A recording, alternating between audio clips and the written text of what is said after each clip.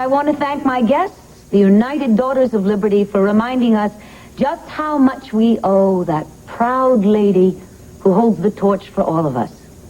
And I want to thank all of you for your help in finding and capturing the sick, demented person who has been threatening not just me, but this entire community. So until tomorrow, this is Doreen Lord thanking you for your time. Until next time. Okay, that's a wrap. Dorian, I want to speak to you for a minute about your announcement. You don't need to lecture me, all right? Really. Do you have any idea how much it took to bear the torment I've been living through on the air? Hope the hell you know what you're doing. I do know what I'm doing. I know I took a chance, but at least I am doing something positive about this. Well, we'll just have to wait and see. Yes. Excuse me. Indeed. I'm going to let the DA's office know what's going on. Oh, please, tell Herb about this. If he finds out on his own, he's going to want to lecture me, too. Take care of that, but after I take you home, I'm not letting you out of my sight. Oh. That's some announcement. Look at that. I still have goosebumps. Oh, Leo, poor get her baby. makeup off fast for me, will you? I want to get her home before the town hears all about this. Oh, all right. And you don't need to hover over me. I have Leo to take care of me. I'd like to see someone try to harm her while I have my trusty makeup case. You know, I keep a spare gun in there. I know. I've noticed. Oh, why don't you call her? Get that over with now, all right? All right, so hurry up, huh? All right. You heard the man. Let's not keep him waiting. Come on, we'll do it right over here. What? You're lucky to have such a loyal protector. Let's just hope we don't need him. You and me both. You know, you were really something going public with that terrifying story. Leo, I have no choice. I have been tormented and tortured by this. There just comes a time when you have to put up your hand and say, Oh, my hand! Leo, what is it? My hand is burning! My God, my hand is burning! Really? Help somebody, please, my hand! What is it? What is it? The cold cream, there's something in the cold cream! My God, it's acid. Get to the hospital. My car's right outside. I'll call ahead. Tell me I'm going. You know what this means, don't you? Yeah, it was meant for you. That was meant to be on my face. It also means that whoever did it could be here. Right now, right here in this studio.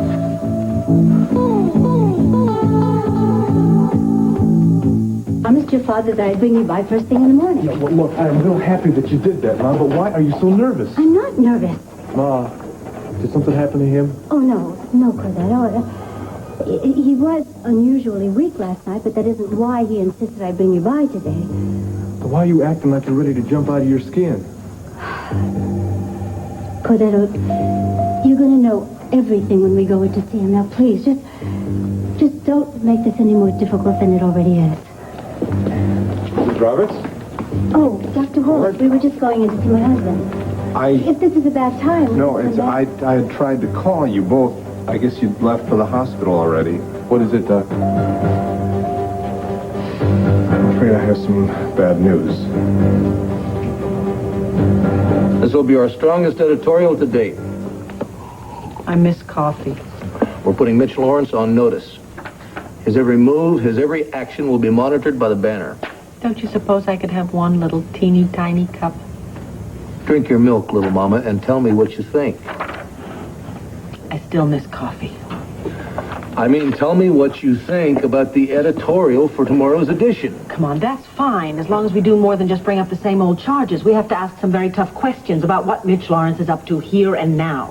Yes, like, where does the Lawrence mission get its funding? Exactly. And how is he able to attract so many young converts? Yeah. And then there's the biggest question of all. Once he's established his power base, what the hell does he plan to do with it? Hell had nothing to do with it. Vicky, Clint, bless you both. I come in peace. Maggie, it was absolutely horrible. Leo stuck his hand in the cold cream jar and then just started screaming. Yes, I read the police report. I mean, that must have made you so upset. Upset? It was terrifying.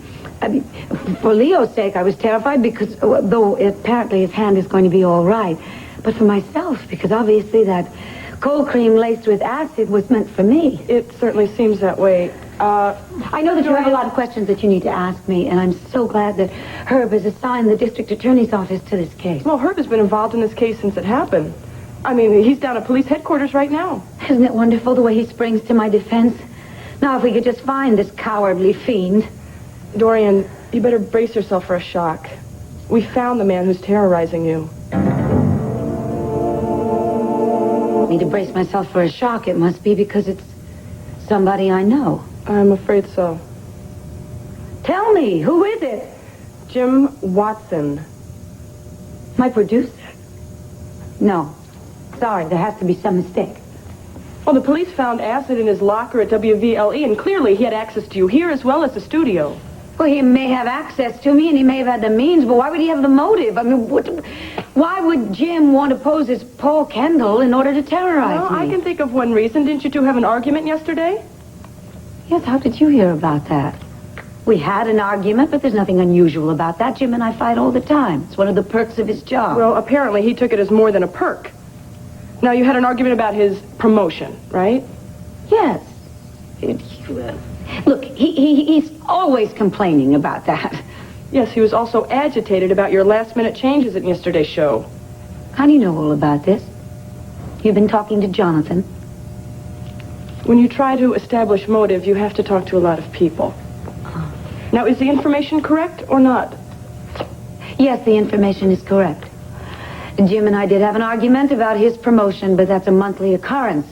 He also became, as you say, agitated because of some changes I made in the show, but there's nothing unusual about that either. Now, Dorian, I know it must be hard for you to accept the truth. It's hard for me to accept the truth because it cannot be the truth. I'm sorry.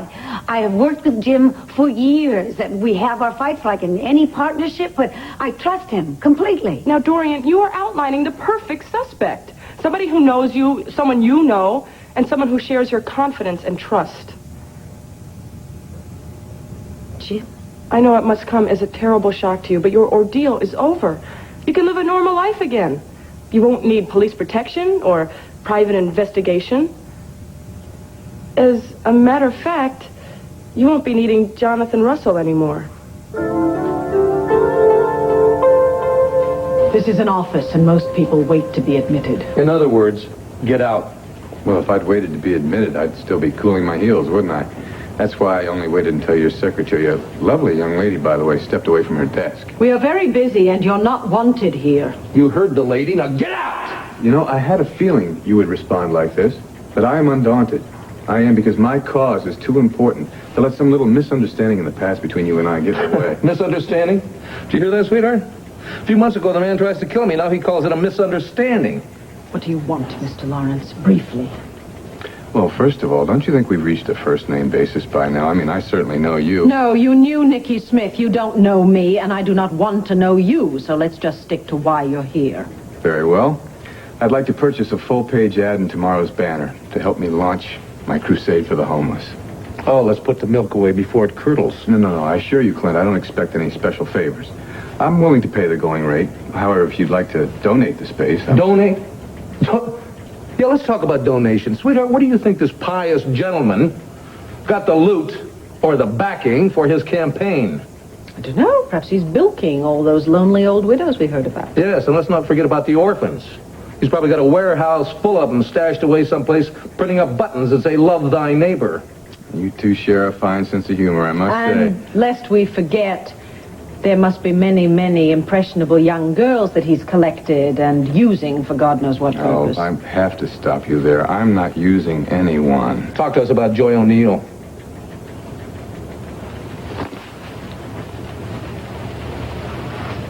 Dee Dee called last night. Told us how you have snared her little sister into your web. What's your secret? Is it hypnosis or autosuggestion, possibly more subtle means of brainwashing? No, it's called free will. Yeah, right. Free will. Joy O'Neill joined my cause of her own free will. She was, yes, like the others who heeded my call, brainwashed, but not by me. No, it was your world of false values, shallow dreams that had her control, but she's free of all that now. Free to be your slave? Free to hear God's word. Free to give her life to something greater than herself. And free at last to help her poor downtrodden brothers and sisters. Spare us the sermon, will you? We're immune. If only you could see. The word is your immunity. Faith is what will heal you and cure you from what afflicts you. But not now. The ad, however. Shall I tell him? Or would you like the pleasure? No, let me. Get out of here. Get the hell out of here. Surely you can't refuse a citizen the right to advertise. I can't. I'm doing it. I refuse to print your lies. Don't feel too badly about it, though. You'll still make tomorrow's paper. Right there on the editorial page, in fact, where we're going to call for a full-scale investigation of your so-called mission. I wouldn't do that if I were you. Hey, is this some kind of threat, punk? Heaven forbid. No. I only pray that you will see the error of your ways before the day of judgment. Good day.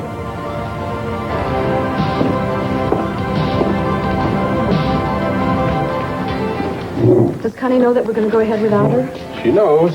She doesn't like it, but she understands. Well, good. With everything that's happened to her lately, this is the last thing she needs to get involved in. Look, something I want to tell you. If you want to back out, it's okay. I can go it alone. No, forget it.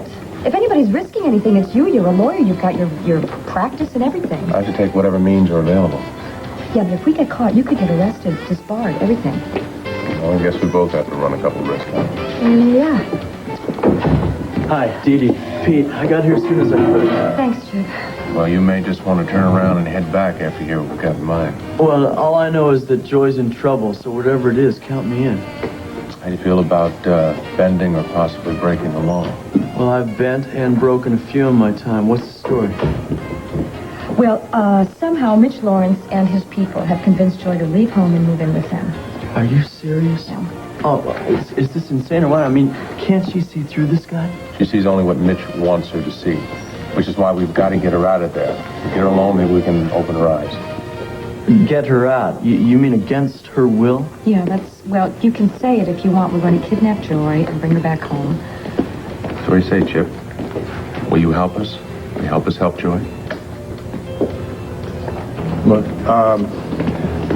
why don't we go down to the lounge? Well, Dr. Wallach, please, tell us what's wrong. Did my pa take a turn for the worse?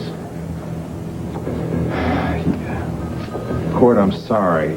Mrs. Roberts, about an hour ago, Mr. Roberts died.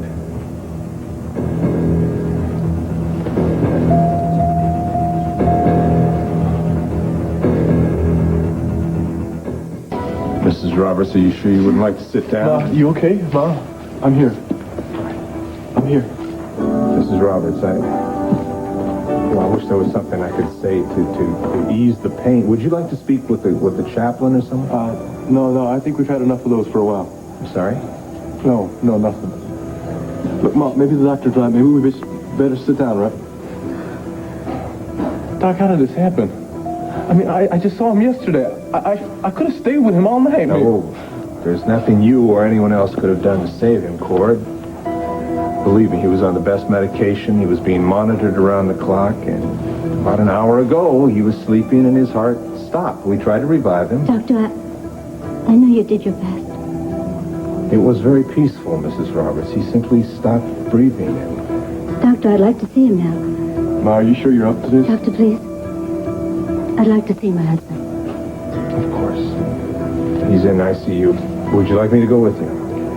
Cord, let's go and say goodbye to your father.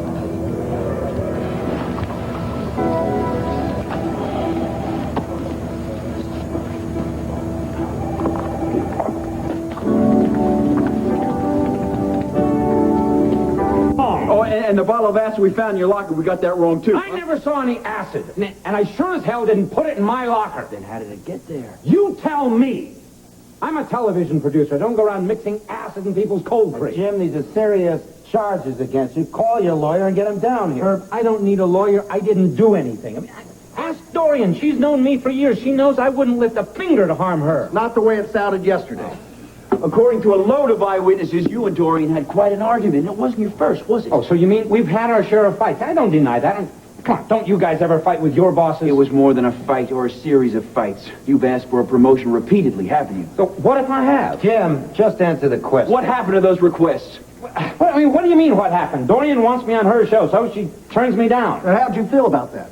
Oh, I felt really terrific. So you were angry. You were angry because Dorian Yes, hadn't I backed you was, up. and I resented it, and I still do, but not enough to throw acid in her face. I mean, you'd have to be nuts to do that, and I'm not nuts. Okay, if that's the way you want to play it. That's the way it is.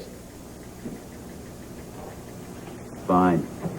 You can tell that to your lawyer, and he can tell it to the judge. Right now, you're going downstairs for fingerprints. Come on. Herb. Oh. Call Dorian. She'll tell you. I didn't do it. I swear I didn't. Call your lawyer. Come on.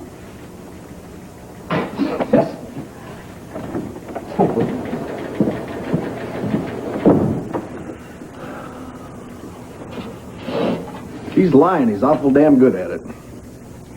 Why would he leave the acid in his locker? Maybe he wanted to get caught. Now these guys are. Every time they strike out, they're saying stop me. Well, I suppose that's possible. I suppose it's possible he's got a motive, but I'll be damned if I can make it. Even if he's been harboring resentments all these years. Resentments is one thing. At least Paul Kendall had a reason for wanting Dorian scarred for life with Jim Watson. I know it's far-fetched, Herb. It's more than far-fetched. The worst thing we can do is pin a rap on Jim Watson if the real psycho is still out there. That'd put Dorian in more danger than ever. Sit down. Have you had breakfast? I can have Emma bring you something. Dorian, I'm hardly an invalid. I just stopped by and make sure you were all right. Oh, that's so typical of you. You're the one who's injured, and yet you're worried about me. Well, I shudder to think of your mental anguish. You must have been very shocked to hear about Jim. I was, really. I still can't get over it. I mean, I thought I knew him so well. So did I. Of course, you've worked with him a lot longer than I did, but he always seemed so, well, I don't know, I wouldn't say level-headed because he always had that temper, but nothing to suggest that he'd... And that's what gives me chills, Leo. I mean, to work with a man day after day and not realize that you're the object of his obsession. My mother would say it's the drinking water or the nuclear testing. I mean, people simply aren't what they seem these days. Oh, that's so true. Every time you hear about somebody going berserk, they go and they interview the neighbors. They always say the same Well, they thing. say he was so normal. He was the sweetest guy in the world until he pulled the pin on that grenade. You're a wonderful judge of human nature. Tell me, did you ever suspect Jim? Not for a minute. Or did I? He never said anything to you? I mean, expressed his true feelings about me? That's what's so strange. He was always very complimentary about you. Even after our fight? Especially after the fights. But of course, you know, he may just have meant to, What were you going to say? Well, he may just have gone out of his way to say nice things to you to cover up his tracks. I'm not sure. I don't think your mother's right about the drinking water. It's the human mind. And we may never know what could cause such rage in one man.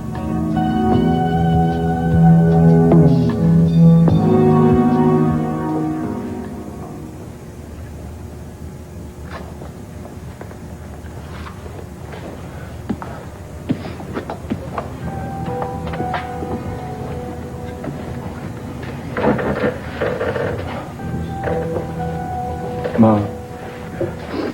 Come on, there's nothing we can do here. You go, honey bunch. I haven't said goodbye yet.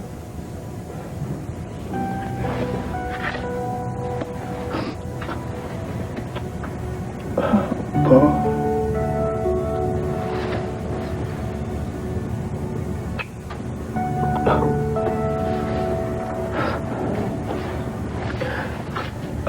I'll be outside, Mom.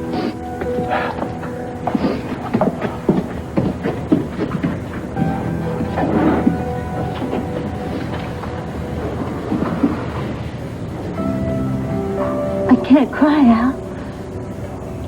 I want to, but I can't. All I can do and say is I'm sorry. I'm sorry that I kept that terrible secret to myself all those years, and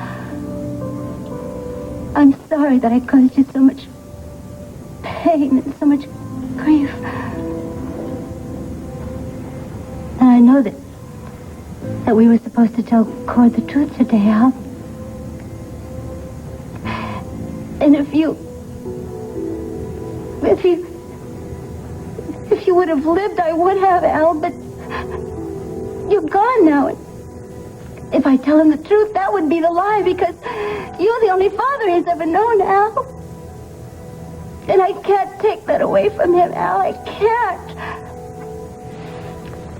And, Al, we're going to take you back home to El Paso, and maybe Cord will live with me on the ranch, and then there won't be a reason to tell him, and he'll never know. And then he won't have to come back to Landview, Al, and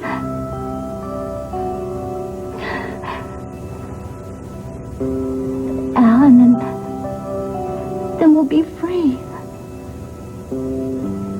We'll be free.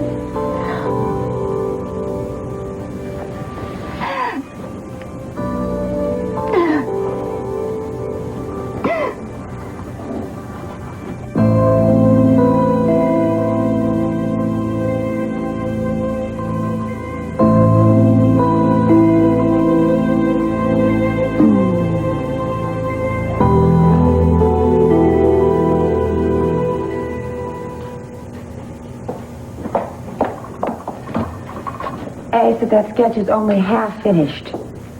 Half finished is about what I am. I thought at this stage of my life, the picture would be complete. No regrets, no more worries. You didn't come to bed last night. Did you get any sleep at all? Asa, talk to me. Talk about what? Is this about Mitch Lawrence? I am going to have to let that axe fall where it may. He knows the truth about Cord. He'll find a way to use it against me. Not a blessed thing I can do. Well, it certainly doesn't help to worry about it, darling. You're right, Pamela. Let's forget all my worries. Let's have a square dance. Let's have old Mitch call the tunes, because he's sure calling mine. Asa, as I was trying to tell you yesterday, maybe you are all wrong about Mitch. And I told you yesterday, I am not wrong. If he were half the monster you say he was, wouldn't he have come to you directly and asked for the blackmail money? Now, certainly that tells you something. Yeah, it tells me this. He got the smarts in prison, and I was wrong. He is not a monster. He has turned into a desert scorpion, biding his time, looking for an opening, going right for the kill. Excuse me, Mr. Buchanan, but Mr. Lawrence is here to see you. What, again? I only want a moment of your valuable time. Mitch, really? Pamela, go with Adam. The sooner he tells me what he's got to tell me, the sooner I can get rid of him. I'm not going anywhere. Thank you, Adam. Excused. Adam. Pamela, whatever this is about, it is between this ex-con and me. I have no objections if the lady insists. Who asked you? Huh? The lady does insist. Anything you have to say, Mitch, you can say in front of me. Get it over with, Mitch. I hate to say it, Asa, but I'm disappointed in you. Oh, are you really? Mm-hmm. After all the trouble I went to reassure you that secret was safe, how do you repay me? Suppose you tell me. By allowing Clint and Vicky to persist with that scandalous attack on me. Not only on me, but on my sacred cause. If you're talking about the editorial in the banner, I just wish they used the boldest type they had over there. Well, what would that accomplish? It would tell the world exactly what I think of you and your sacred cause. Asa, this publicity could ruin my work before it's even begun. Excuse me. I want to shed a tear. Yes, you would have good reason to weep. After the lengths that I've gone to play fair with you, do you want all that goodwill to vanish? Oh, damn it, man. If you're here to threaten me, do it and do it now. Oh, Asa, I don't make threats. I do God's work, and I will do it no matter who stands in my way. Do you heed my message, Asa? Oh, yes, I heed it. Loud and very clear. Who has as much to be thankful for as you would open their hearts to the needy.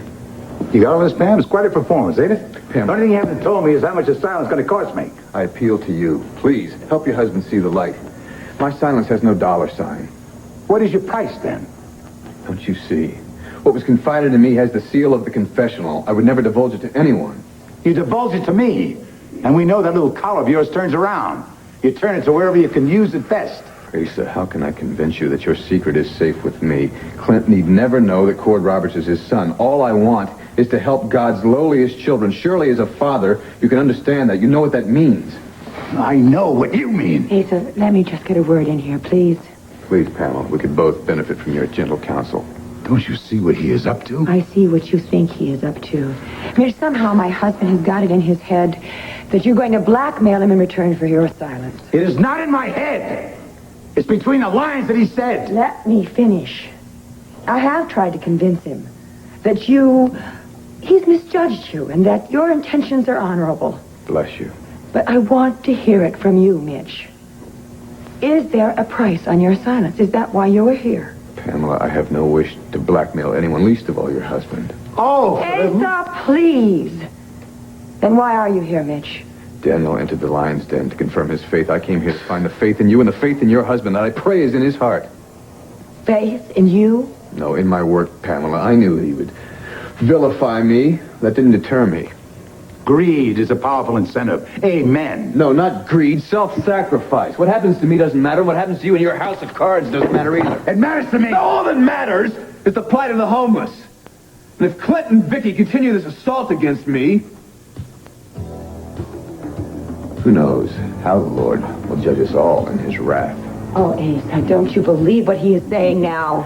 Unlike you, I cannot speak for the Lord, but I can speak for myself. Now you get the hell out of my house. Asa, just don't. You hear me? I know where we stand, Mitch. And I know what I have to do. And I know what I have to do, brother. I know what I have to do.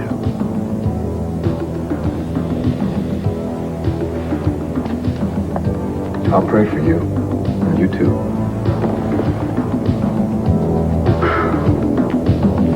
I wish I shared your faith in the good people of Landview. Unfortunately, it seems to me that whatever Mitch Lawrence does, he manages to get away with it. Not this time, honey. I promise you, not this time. Not as long as I can get my hands on a printing press. Oh, darling, you can hardly tackle him by yourself. Well, I can sure try. Now, the way I see it, my job is to look after this community. And, you know, like a watchdog or something. And it's not just a town. I mean, there's you, and there's Kevin, and Joey, and the little fellow on his way. Well, that's a lot for one watchdog to protect. I'm not complaining. You don't hear me complaining, do you? I want our son to be, brought up in a safer world than what we have right now. And the one way to help that along is to rid the world of Mitch Lawrence. You're all wet. What? About having a son. You heard Paul. It's a Buchanan tradition. Oh, well, is it now? Yeah. Well, my darling, there are two people involved here. That makes two traditions. And the Lords, of which I am one, have been known to give birth to girls as well as boys. Or maybe you haven't noticed. I noticed. Yes, come in. Cord. What is it? You look like you got the weight of the world on your shoulders, Cord. Well, yeah. Yeah, it feels like, my pa died this morning. Oh, Cord, I'm so sorry. So am I, Cord. We both are. Yeah, well, Dr. Oltl said it was quick, and, his heart, it just... Here, have a suit. No, I can't. I need to get back to the hotel, be with my mom. How's she? She's in shock, I guess, but she's a strong lady. She'll be okay. She's over at the hospital right now with Dr. Oltl. They're making arrangements to have my pa sent back home. Look, is there anything we can do? No, thanks. There's nothing anyone can do right now. I guess I just wanted to come by and let both of you know that I need to go back to El Paso with my mom. Of course you do. Your place is there now with her. And don't you worry about coming back here to your job. I mean, don't worry about it. You stay there with her as long as she needs you. Yeah, well, that's just it. See, I don't know how long I have to stay. That ranch can't run itself. And again, you guys have been great to me here, and everybody here at the Banner. We're starting to feel like home here, too. You're going to have some very important decisions to make. Yes, but don't rush into making them. We'll just call this a leave of absence. Okay? I was hoping you'd say something like that. Thanks, Clint. Vicky. You take really good care of yourself and your mother, and please give her our sympathies. Yeah, I sure will. And don't you worry about coming back to your job. If and when you come back, you'll always have a place here. Thank you, guys. I gotta go, okay? We'll be thinking of you, son.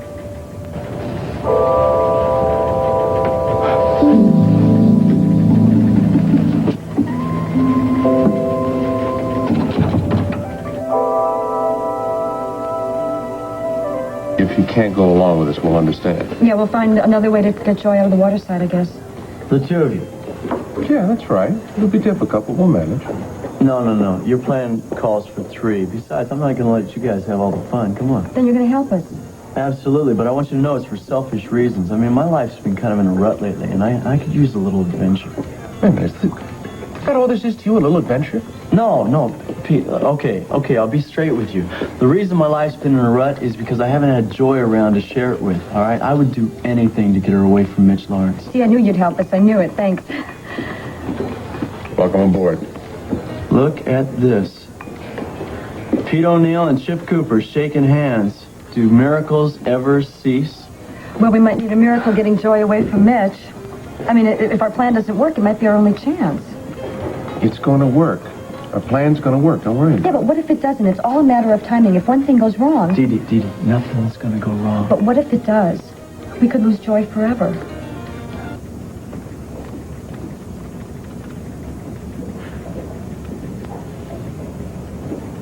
I'm not saying you're wrong.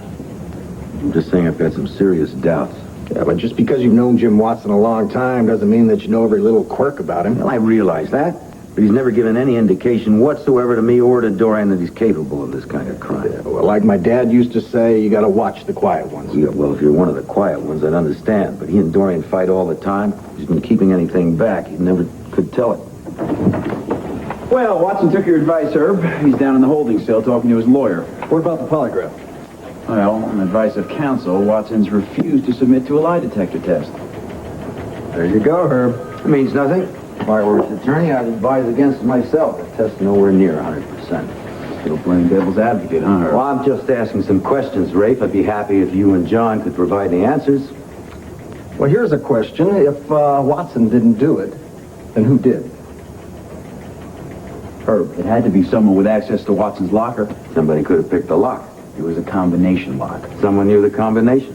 That leaves Watson himself. Right. Or anyone else at the station who might have leaned over his shoulder and memorized the numbers. Anyone who knew the politics at BLE to make sure that Watson was the obvious suspect.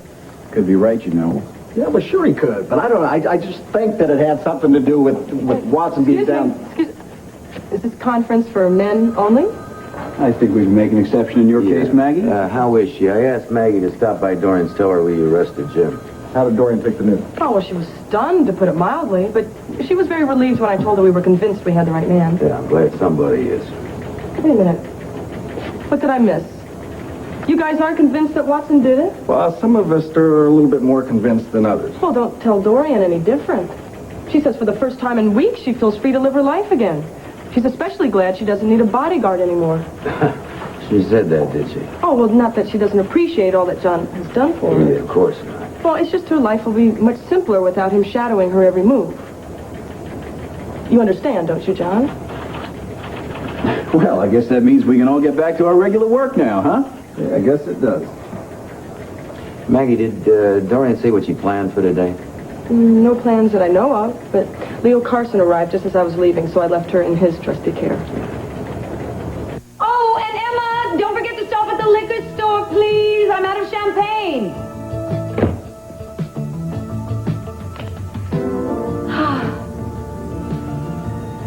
Now for a nice hot shower. Hello, Den. Oh, it's so nice to have a home again instead of a fortress. Hello, telephone. Hello, hello, hello. Never again will I jump at the sound of your ring. window. Hello. But it'd be so good to look through you and not worry if somebody is looking back at me. Safe. Safe. My, what a beautiful, beautiful word. Jim. Poor, sad, sick, demented man. Oh, dear.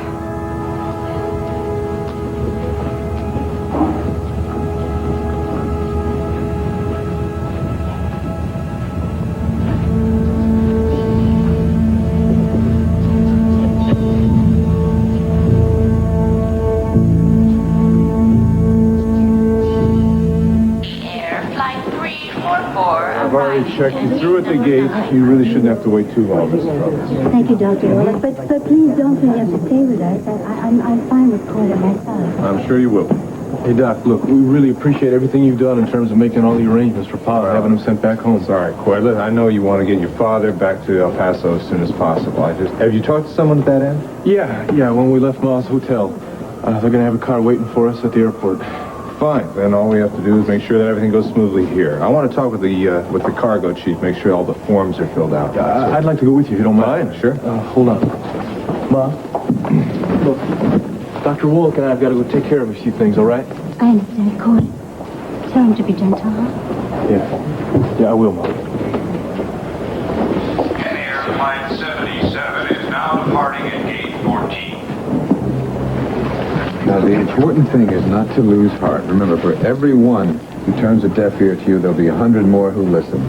Now, go on and spread the word. I know who you are. I'm sorry, ma'am, have we met? You are Mitch Lawrence, aren't you? Yes, I am, and you are? This is Al Roberts. Oh, yes, I tended to your husband in my hospital ministry. How is he? He's dead. Oh, Mrs. Roberts, I'm so sorry. You have my deepest and most heartfelt sympathy. The hell with you and your sympathies. You're still in shock, of course. Perhaps if we prayed together. You are not a minister, you're a murderer. I know you're in pain, but please. You have no idea of knowing how I feel. And I have no idea what you plan to do with that confession that you extracted from my husband. I have no intention of telling anyone about it. I don't believe you. But you can't hurt me any more than you already have. Mrs. Roberts, I've done nothing to hurt you. No. My husband had a chance to recover until you went into his room and you fooled him into giving you our family secret. You caused his relapse. Now, if there is any justice in this world, one day you are going to pay for what you did. My dear lady, I know this is your grief speaking and not really yourself. I merely tried to unburden your husband. No, I'm quite sure that he would hate to hear you offering such threats and accusations. How dare you speak for him? How dare you look at me and deny what you've done? Look, obviously my words won't assuage you. Perhaps my prayers will. I'll light 100 candles for your husband, right? Fare thee well. What was that all about? Never mind. Let's just get back to the mission and see how Joy O'Neill's doing, all right? Okay. Announcing Lone Star Airlines flight Eagle Wing for El Paso. Ma, everything's all taken care of. That's your flight now, Mrs. Roberts. Dr. Wallace, thank you for everything you've done. Just take good care of her. Will you, Cord? Yeah, we're going to take good care of each other, Doc. Good. Look, saying thanks just isn't enough. Ma, you ready? Ma? What? Come on, it's time to go. Thank you. Yes, Mrs. Roberts. You have a good, safe flight. Thanks.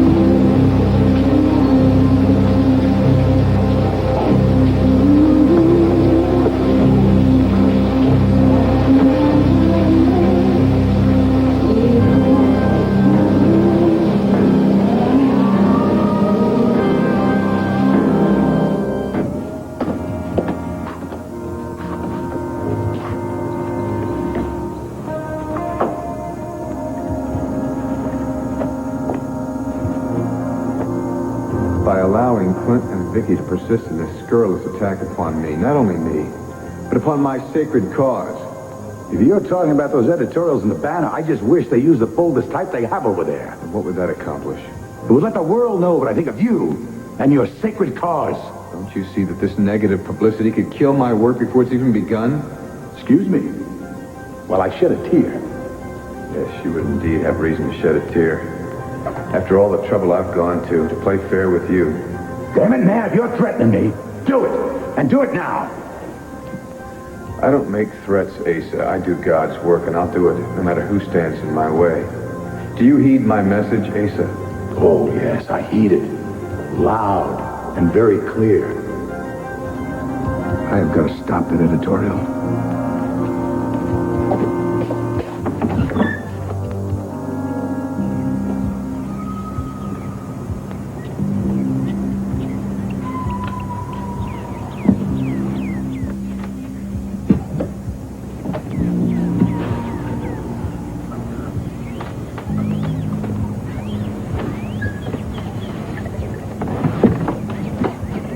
It's open.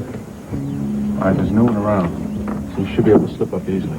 Mitch, there's a lot of people coming and going. He's the only one that would question you. If anybody asks you, just to volunteer, all right? Okay. Now, you guys are going to get to the front door, keep Mitch distracted while I get in here, carry out Joy, right? Right, but try reasoning with her first, okay? All right, but I don't think I'm going to have any luck at that. I mean, she's not going to listen to me before she listens to you. Well, just don't let her talk her out of it. I know their kidnapping was really drastic, but...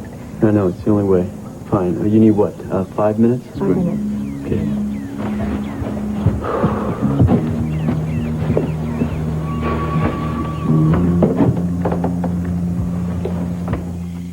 Is that my editorial on Mitch Lawrence? Did you edit it to death? Hardly changed a word. You mean I get an A? No, you get an A+. This is brilliant. It really is. Hopefully it will get the people in Landview to take a harder look at this Mitch Lawrence and his phony conversion and his fundraising. Or at the very least, it might get the district attorney's office to launch an investigation into that charlatan. I tell you something, that little Joy O'Neill, she must be a very troubled young lady to align herself with the man who shot her father. I don't care what cause he's preaching. If we just knew what his real intentions are, sweetheart. I mean, what could it be? To get a lot of people to trust him and send him a lot of bucks and let him split town with a lot of money? He's too arrogant just to disappear. Come on, the more power he gets, the more he wants. Yeah. Vicky, Clint? Oh. I've been doing some thinking about the editorial you're planning on Mitch Lawrence. I think we should kill it.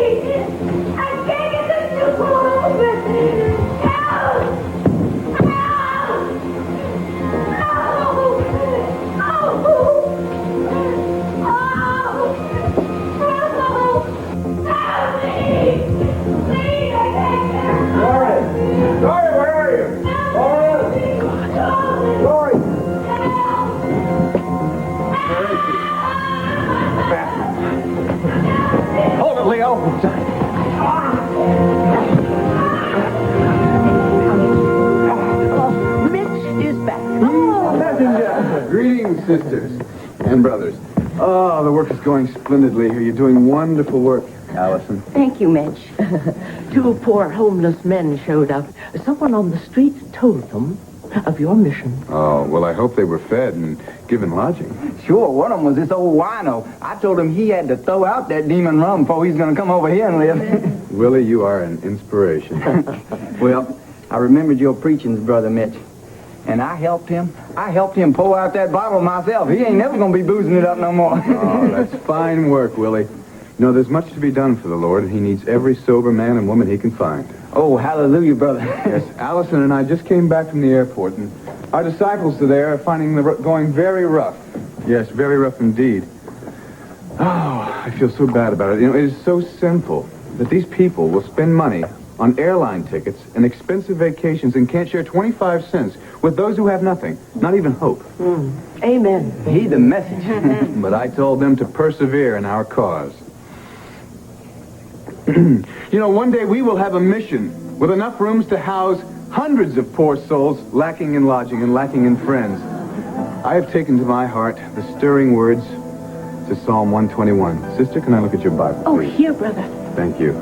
Bless you. Yes, here it is. The Lord is thy keeper. The Lord is thy shade upon thy right hand. The sun shall not smite thee by day, nor the moon by night. The Lord shall preserve thee from all evil. He shall preserve thy soul. The Lord shall preserve thy going out and thy coming in from this time forth and even forevermore. That is God's will that we are doing here. And we will not be deterred. Amen. Got to hand it to him. He's got a convincing rap. Well, we have visitors. Visitors who are vowed enemies of us and our mission. Behold, brothers and sisters, people who I have sinned against. People who still will not forgive me. People whose forgiveness I beg for and pray for every night. Pete, Dee Dee, welcome. Oh, please, come in. We all love you here. Is Joy here? She's upstairs, brother. All right, Allison. I'm afraid that Pete and Dee Dee might be trying to... I'll watch over her. Here you are, sister. Well, I assume you're here about Joy. Yes, we've come to see that she's here of her own free will. Well, you know, I'm so sorry that you forced her to choose my family over your family, but she made that choice of her own free will. Well, then you won't mind, because that's why we're here. We want to find that out. Yeah. Well, Joy is very happy she's at peace, and she's got a new purpose in life. I'm quite sure you would be thrilled with that if I weren't involved. Oh, that's true. But we'd have trouble with any kind of a cult that Joy would be involved with. No, Dee Dee, this isn't a cult, it's a mission. You may speak to any one of these people here, and they will tell you exactly what I'm up to. You'll discover that I'm doing good in the world. Sooner or later, you'll change your mind about me. I just hope that, with God's help, maybe that'll be today.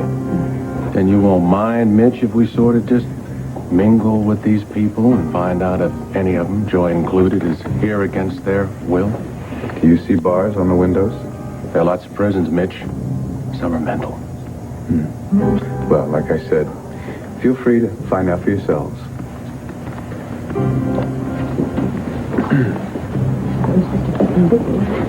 Don't worry.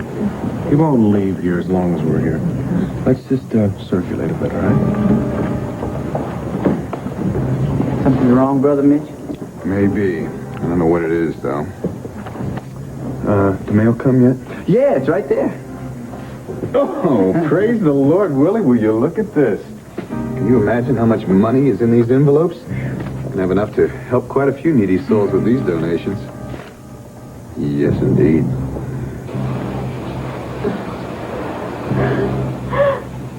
There.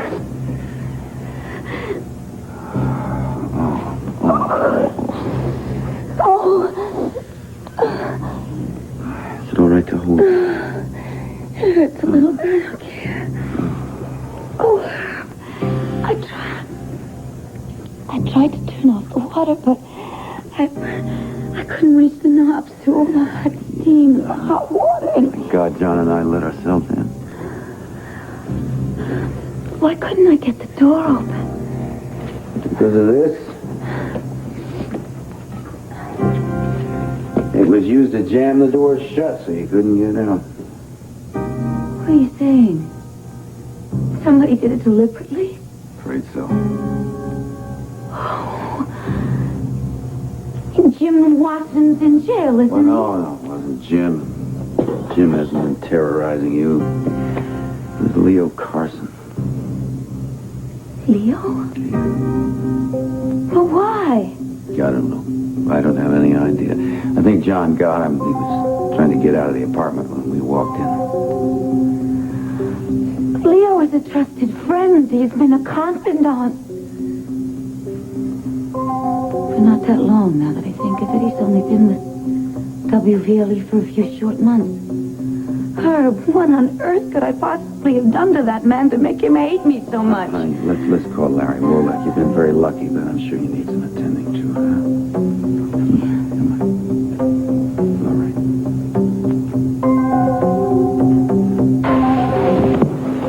Let's have it, Leo. Why are you terrorizing her? Because she deserves it. Why? I have my reasons. Spit it out, you creeper. I'll knock it out of you.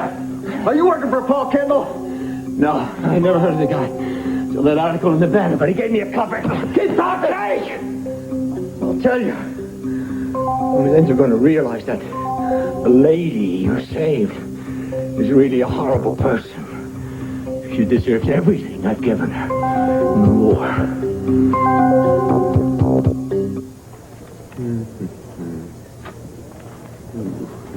Mitch, I've just been on the phone with a very, very dear friend, and I persuaded her to move out of our house and to come and join us here. Oh, that's wonderful. Bless you, Mrs. Atwood. She's been living alone in that great big house for years. I worry about her. She'll be safe here, and she'll have some purpose in her life again. She's in good health. Well, she doesn't need a nurse or anything like that. And besides, if she does fail, I'm sure that it'll be okay with her $500,000 stock portfolio to keep her health. My dear, if the good Lord has ever sent me a bona fide saint to help me with my mission, it must be you. Thank you. Well, you have to admit, investigating this organization on a human basis is not going to get us anywhere. I mean, the homeless, they're all fed, they're all housed, they're all happy. The volunteers don't feel the least bit exploited either. I know. I'm convinced that Mitch is going to run this operation on the up and up until people, sort of forget about it. They start relaxing. Then he'll start with the Swiss bank accounts. Then he'll start getting disciples doing what he wants them to do. Yeah. Have you seen any evidence of drugs? I haven't. No, it doesn't mean he's not using them on Joy. Here he is. Well, what have we discovered so far? Well, we have discovered that you're taking advantage of a lot of decent people. Oh, Dee. How will I ever cut through this cynicism to really reach you? Why don't you try drugs? Mitch, when I was in San Francisco in the 60s, a lot of us, kind of naive, and we were experimenting with drugs. Some dangerous experiments. Could it possibly be that some of these serene, happy faces are the result of drugs? No. The disciples here are all high on love and faith. That is all. In the good old days, we used to say, love and peace. Well, Pete, I too made some errors in my youth, but when I found God, I came to realize the vast differences between spiritual peace and medication. And I have found the ultimate high. Yeah, I'll bet you have. Really, you've got all these pretty young girls oohing and eyeing all over you, and these defenseless people trusting you completely, and it looks like the money's just rolling in from your charisma. Your ego must be a mile high, Mitch. And I sat in that jail cell, truly a caged animal, because I had lived as an animal, without conscience. I was overwhelmed with anger, with frustration that all my greedy dreams had been blown to bits. My helplessness simply increased my rage, and as I railed and wailed against my fate, I found myself saying, yes, Chaplain Carey, I do want to talk. I'm starting to feel buried alive under the sheer weight of the sins that have me in this hell. I just wish my family could hear this tape. I know. Thus began my conversion to the better, yea, only path in life. Now on the outside, I'm confronted with huge opposition by those who can't believe a man can reform, and set out to make up for his past. But no matter. I will never rest until the O'Neill family can hold out their hands to me and say, Mitch, we will always regret you killed Harry. But now we know you are sorry for that horrid deed, and that you have done so much good for so many. We finally forgive you. Well, Joy, will that ever happen? I don't know. I just wish I could make them see it now. Oh, Allison, I miss them so much. Do you think I should go home and try to talk things over with them again? No, absolutely not. It's too soon. Joy? You're wavering again, aren't you? A little, I guess. Look, I'll go get some iced tea and then we'll talk about it, okay? Okay.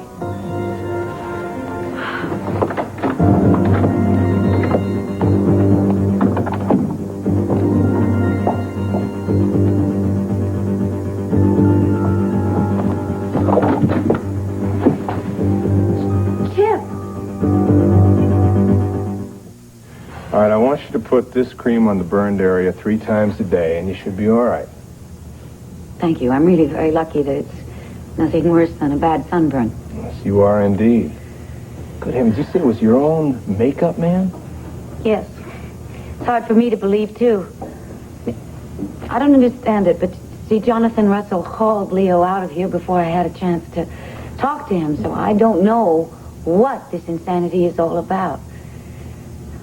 Unless, of course, Paul Kendall is paying him to do it. And up till now, you've never had any problem with Leo? No, and I know that must be very hard for you to believe, but I have never fought with him or offended the man or slighted him in any way. We've been close friends. I confided in him. Well, I thought we were close friends. Well, that must have been a very horrendous experience. I am truly sorry, Dorian. Thank you, Larry. I know that these past few months have been pretty horrible for you, too. Oh, boy. Mimi has gone back to Hollywood. Yes. Well, she has her own career, of course, and I couldn't see myself going out there being a California doctor, a Hollywood husband. You seem fairly resigned to it. Yeah, well, it gets lonely every once in a while. Hey, what can I do? I know what I'm doing is best for me, and I'm not pretending otherwise. Isn't it strange? The way sometimes life can change us and the people around us, and you wish it wouldn't. You wish you could control it, but you can't. You're very philosophical today. Yes, well, I guess a near brush with death does things to change one's perception of life. For 5 minutes, anyway. Thank you very much for coming by immediately since Herb called you. Well, I had a cancellation, so the timing was perfect. You gonna be all right alone? Yes, well, presuming that they did indeed arrest the right man. Yes, I will. And I'm very, very grateful that this horrible saga in my life is now over. All right. I have to go now. I want to stop by the Banner and see Vicki and Clint about another matter, but you will be all right. Yes, I'll be just fine. Okay. I had called Cassie, but she's not in, but I'm going to be just fine. Good. Here alone. All right. Listen, Larry, I don't know, if I should call you up someday and ask you to lunch, would you? Yeah, I see no reason why not. Good. You take care. Will.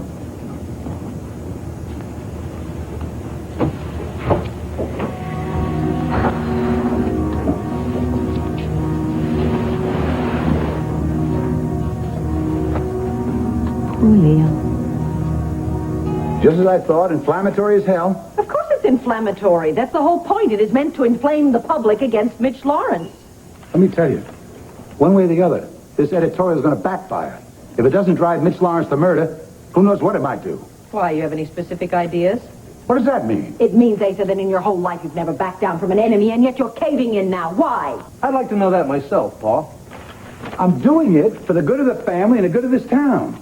And besides, the Banners are responsible for a lot of terror lately. Such as? Such as, look what happened to Dorian Lord with those spy articles that Richard wrote. Oh, Some maniac got the idea to pretend he was Paul Kendall, didn't he? Asa, for heaven's sakes, we can't be responsible for every crazy who reads the paper.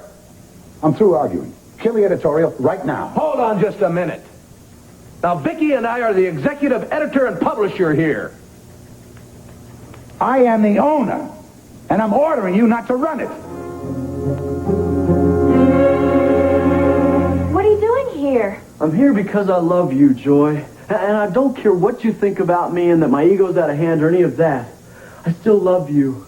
And I miss you. I don't understand. When we broke up, you never tried to get back together or anything. Well, I was trying to give you some time and space and hoping that you might start missing me. Now, what do you say? Let's get the hell out of here and let's walk and talk, huh? I live here now. I have a new life. I have a life devoted to the needy. I don't have time for romance or Elmos or any frivolous stuff like that. Well, who knows? Maybe you can get me to join the mission, huh? Come on, let's go have a picnic in the park, huh? And we'll have a good rap session. Wait a minute. Something's wrong. You would never join the mission. You've been talking to Dee Dee and Pete, haven't you? No. They told me what's going on, yeah. And it scares me, Joy. I mean, this whole scene scares me a lot. Because I love you, as a friend, if nothing else. Now, listen to me. Everything I said about wanting to know where you were and what you're into was on the level. Now, just go with me, all right? I can't leave, and I don't want to leave. Either we talk here or forget it. Joe, what the hell's wrong with you? I mean, how can you give this guy so much power? You're taking everything this phony says seriously. He's not phony. I don't like it when you're saying that. I'm saying it because it's true, and if you can't see that for yourself, then you need help, girl. Now listen to me. I'm going to take you out of here. By force if I've got to. Hey, that is against the law. You know I'm legally of age to do whatever I want to do. But you don't know what the heck you're up. You don't know what you're doing. I'm not leaving here, and you can't make me. If you try, I'm going to scream my bloody head off.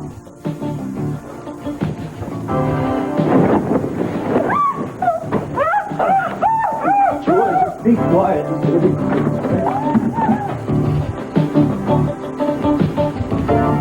Mitch.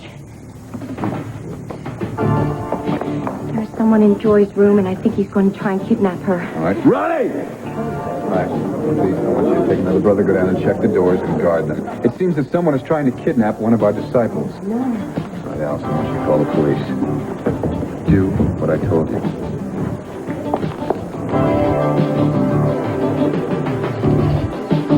Nonsense about being the owner of the banner.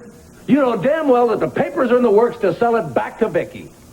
Until the formalities are final, I'm still the owner. I'm not about to give some phony preacher some free advertising. What's the look all about? Look, Clint and I are beginning to wonder just exactly what Mitch Lawrence was doing in your house yesterday. Yeah, this little incident only makes us more suspicious, Paul. What's he doing, blackmailing you or what? Of course not. Oh, please. I'd die before I give that cruddy killer a dime. Oh, so he's not blackmailing you. He's just leaning real hard toward it. Is that it? Asa, why don't you just tell us what's going on? Come on, we're your family. Yeah, Paul, we have stood by you through more than one of your little secrets. One more isn't going to hurt us. You can confide in us, and then maybe we could help you. There is nothing to confide in, Vicky. I'm just being sensible about taunting a wild animal. I'm only interested in the welfare of the banner and you people here. Buchanan. Okay, thanks for letting us know, Richard. Well, they just released Jim Watson from custody. Turns out the cause of Dorian's little ordeal was the makeup man, and not the producer. Darling, I'm so glad that you came back. I've been sitting here trying to rack my brain, wondering what in the world I could have done to Leo to make him do such a horrible thing to me. All right, first things first, though. Did you see the doctor? Are you all right? Yes, I saw Larry Wolek, as a matter of fact. Thank goodness it's not anything worse than a severe sunburn would be. And thank goodness that you arrived when you did. Yeah, I think fate had a hand in it this time. I mean, I got the inspiration about a moment too soon, right when you needed me. How did you figure out that it was Leo? Actually, it was Herb. He was convinced that Jim Watson had nothing to do with it. And the man was so truly shocked and dismayed when he was arrested. I was shocked when he was arrested. And, well, then I heard that Maggie said that she left you in Leo's good hands. Well, I suddenly flashed on the fact that Leo used his left hand when he reached into the jar of cold cream and got burned. And? Leo's right-handed. Ah. Elementary, my dear Watson. So I was chill went up my backbone. All of a sudden, I ran off, got Herb, and we came running over here as soon as we could. Just in the nick of time.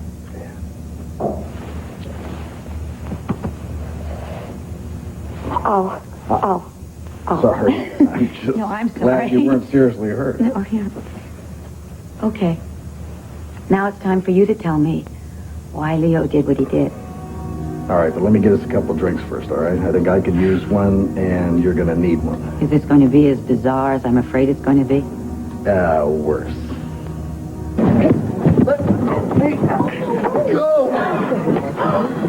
It's all right, brothers. It's all right. Let him go. Creep. I believe I know this callow youth. He runs that decadent dive over in River Street. Elmo's. In fact, he threw me out of there the other night. What's your connection to Joy? We used to date before I broke up with him. Oh, no. I should have known you guys would be here. Yes, and they were a little too curious. Was suspicious of them immediately. Why are you guys so desperate? Well, we'd like to get you out of here while you've got some semblance of free will left, that's all. Let me ask you something, Mitch. Is it worth it? Is it worth it to you to keep Joy here? For the police investigations, everything I'm going to throw at you because I'm not finished with it. This isn't the end of it. No, it's entirely up to Joy, as it's always been. Please, sweetie. Listen, why don't you trust us? Now, this is your family, Joy. Now, there's something strange here. It just doesn't jive. Joy, we're afraid you're going to get hurt one way or another. Dear Lord, we ask you to give this family guidance as they struggle to overcome the loss of one Would who you has just given can so it, much. please? Heed the messenger, Joy. I love it here. I don't want to leave. I don't want to leave now or never. Well, there's your answer, folks. One that I'm quite sure the police will be willing to back up.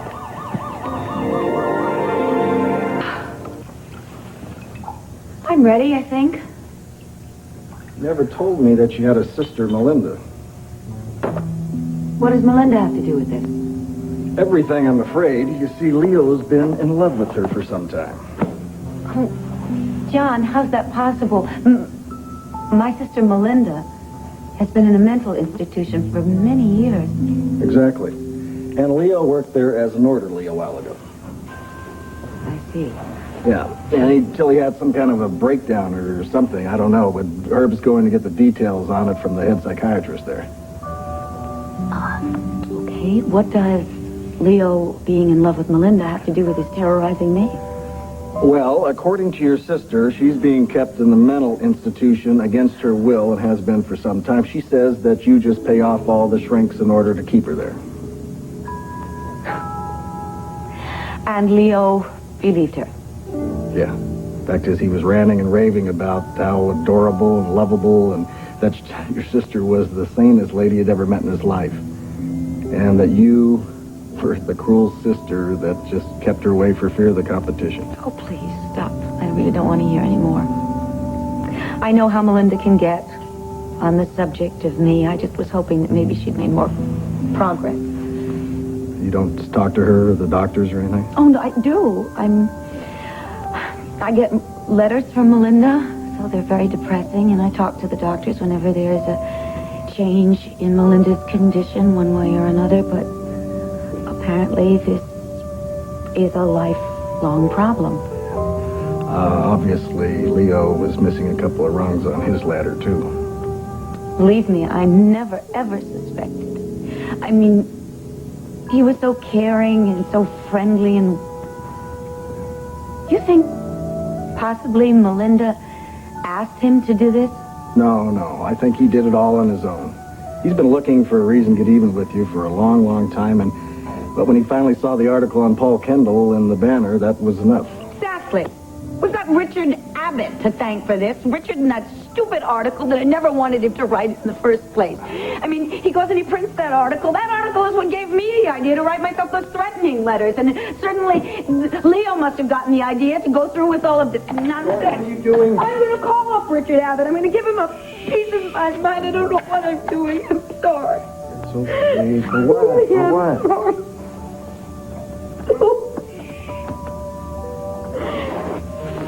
John, I can't stand the thought of my sister in that hospital. It's so tragic. And Leo, too. I mean, really, why? Why? Does life have to be like this?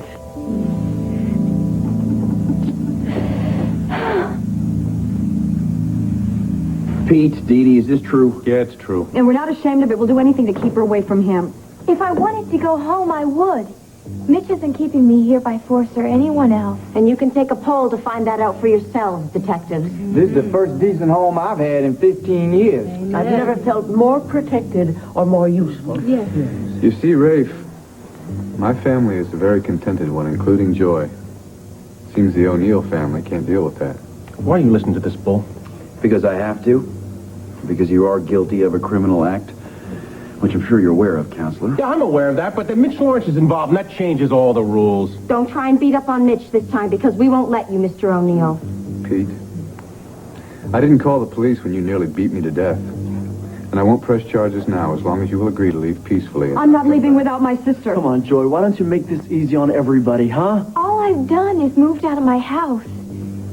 It's no crime. Won't you leave me alone? You've aligned yourself with a phony and a killer. Past tense, dear.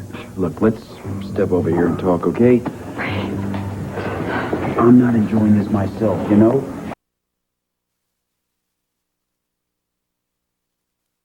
Killer. Past tense, dear. Look, let's step over here and talk, okay? I'm not enjoying this myself, you know? In fact, I'd be willing to work without pay to put that bum behind bars again, but as it is... Mitch, they can't make me leave, can they? Oh, not if the Lord answers my prayers, honey. I'm sure he will. Well, I see we got a real stalemate here, Clint. Yes, Paul, we sure as hell do. And you have been outvoted. We are running the Lawrence editorial, so why don't you just go on home? Actually, if you prefer, you could stay here and tell us the truth. Yeah? Hello. You busy? No, we're just finishing up. Larry, come on in. Oh. Hello, Teresa. Clint. Hey, Good Larry. to see you. Vicky, Hi, how are you John. doing? How are you? You heard about Dorian and Yes. the makeup man? Just a little while ago, yeah. Boy. Well, listen, I stopped over to see. Should be all right. But right now, what I need is I have to get hold of Cord Roberts. I don't have his address in El Paso. What's up? Well, they were cleaning out the hospital room. We found a letter that Mr. Roberts had written to his son. Apparently, it was pretty important. He must have written it the day he died. Something he wanted to say to his son. I guess he knew he was dying. Yeah, it's the lucky thing it wasn't thrown out in the trash. So, do you have the address up here, or do I have to go to personnel? No, I have it. We sent him some flowers. I have it right here. Great. Terrific. Thank you. I just put it on the envelope and drop in the mailbox. Hold it. Don't take that letter. Dorian, you all right? No, I'm not all right. Jonathan was just telling me about how Melinda convinced Leo of my brutality towards her, all imagined, of course. Yes, I know. I talked to Leo myself. Dorian was a little shocked about this whole thing, so she needed a shoulder to cry on. Lucky yours was available. I called Cassie. She's not home. I left a message on her machine that it's all over. Yes. If indeed it is all over, that's what we thought this morning. I'm almost afraid to believe now that it is. Well, don't be. Leo gave us a full confession. No, and I'm going to stay. I'll cook you something, and Oh, Herb, you cook? so we'll order in Chinese, whatever. And Cassie gets home, she'll want to come over so you won't feel alone, and you'll get used to the idea that it is over. Excuse me, I think you're in good hands right now. I'll take off, huh? Yes. Thank you very much for being here. I guess this is the second time that you've saved my life. Yeah, it is getting a little habitual, isn't it? But I tend to think it's just a phase, not a trend. Anyway, I'm glad that you came out of the whole thing looking as lovely as ever. Oh, thanks for the compliment. I'll be in touch. Herb? Yeah. John, I want to thank you, too.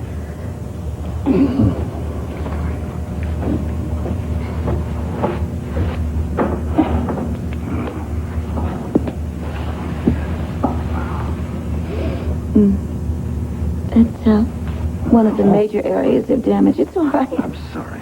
How's that? It's fine. Can you believe this with Melinda? It just breaks my heart. Such a waste. And Leo, too. I mean, he was so talented, so capable of friendship. Yeah.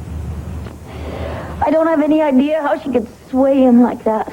Well, personally, I don't give a damn about either one of them at the moment. My concern is you. I came in and heard you screaming. My heart stopped for a moment. I'm glad it started beating again so you could come to my rescue. Between you and Cassie, is there ever a dull moment? No. What is it, Asa? Oh, I just think it's a lousy idea to put that in the mail. What if it got lost? Boy ain't likely to get another one.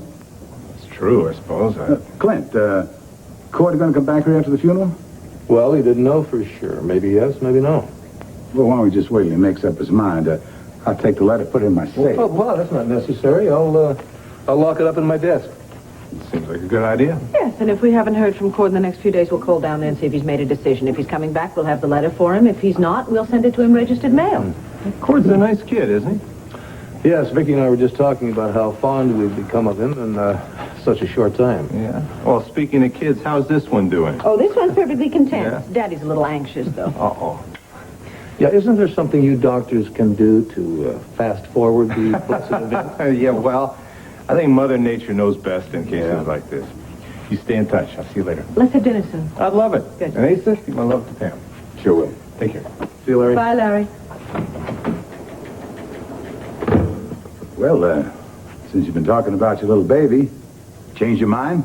About what? About angering Mitch Lawrence. Forget it!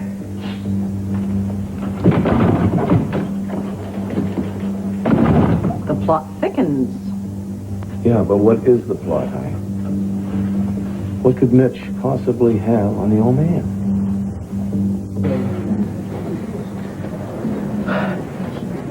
Excuse me. Joy, can I please talk to you? If you don't mind, I'm mad at you, Chip. Please?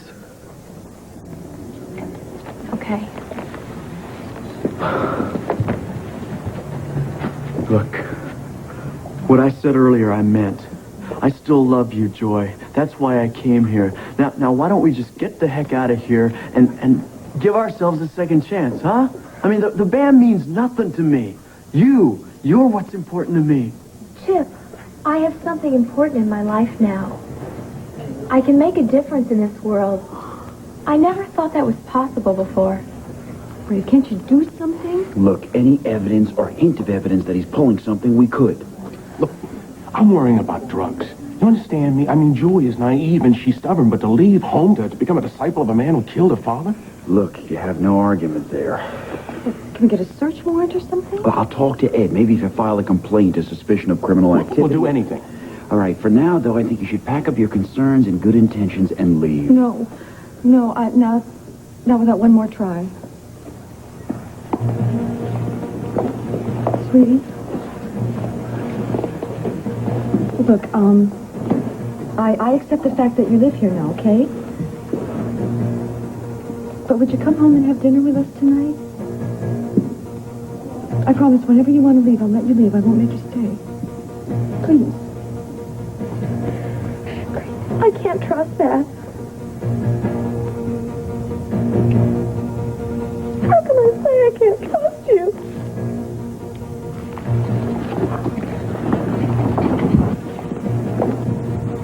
Dee Dee, I'm so sorry about this dissension in your family.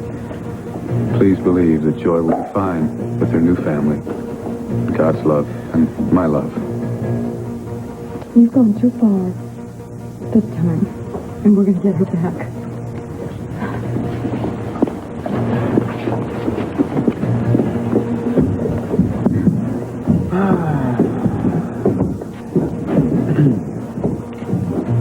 Whoa, I hope we don't have to go through that very often. Oh, don't you worry about a thing, Alice. We've got the truth on our side. Not to mention St. Peter.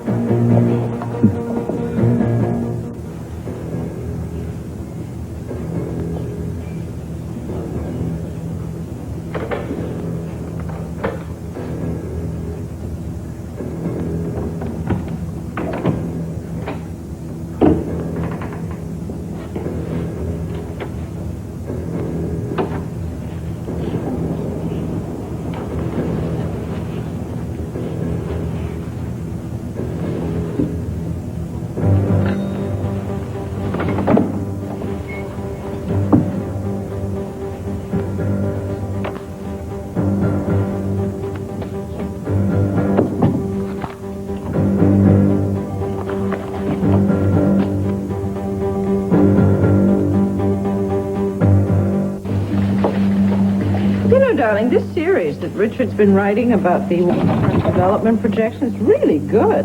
I've got to tell him. Yes, he's a good writer. There's no doubt about that. You know, with us around here to help share the duties, it's going to give him more time to write. And what the hell is this? What's wrong? Somebody's jimmied the drawer on his desk. Now, why would anybody want to get in here?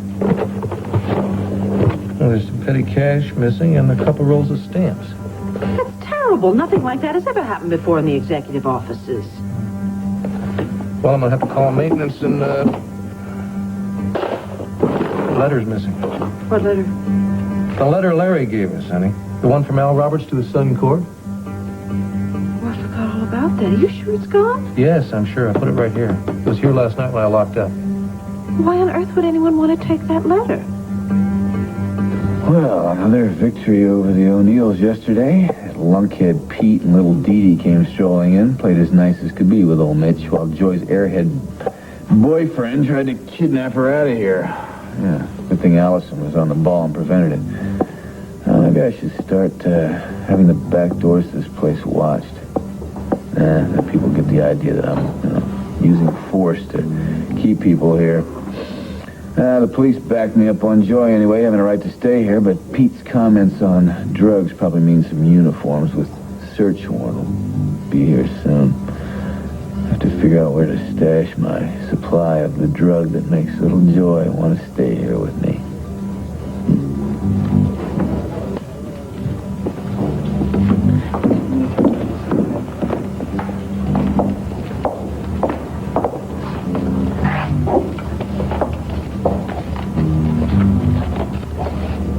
Morning, Mish.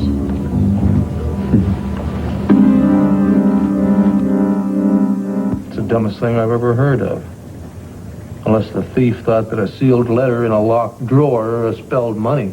Well, it's really the only possible explanation, isn't it? Oh, I hate this. We've never had to worry before. Why now? Well, I'll call personnel, see if we've hired any new nighttime custodial help. In the meantime, the tragedy of this is that Cord Roberts will never know that his father wrote him a letter before he died. Well, we're going to have to tell him that he'd written him a letter, honey. He's not going to know what was in it unless the thief returns it, which is highly... Yeah? Hey, Dee. Hi. Are you guys free? Yeah, sure. What I is need it? to talk to you.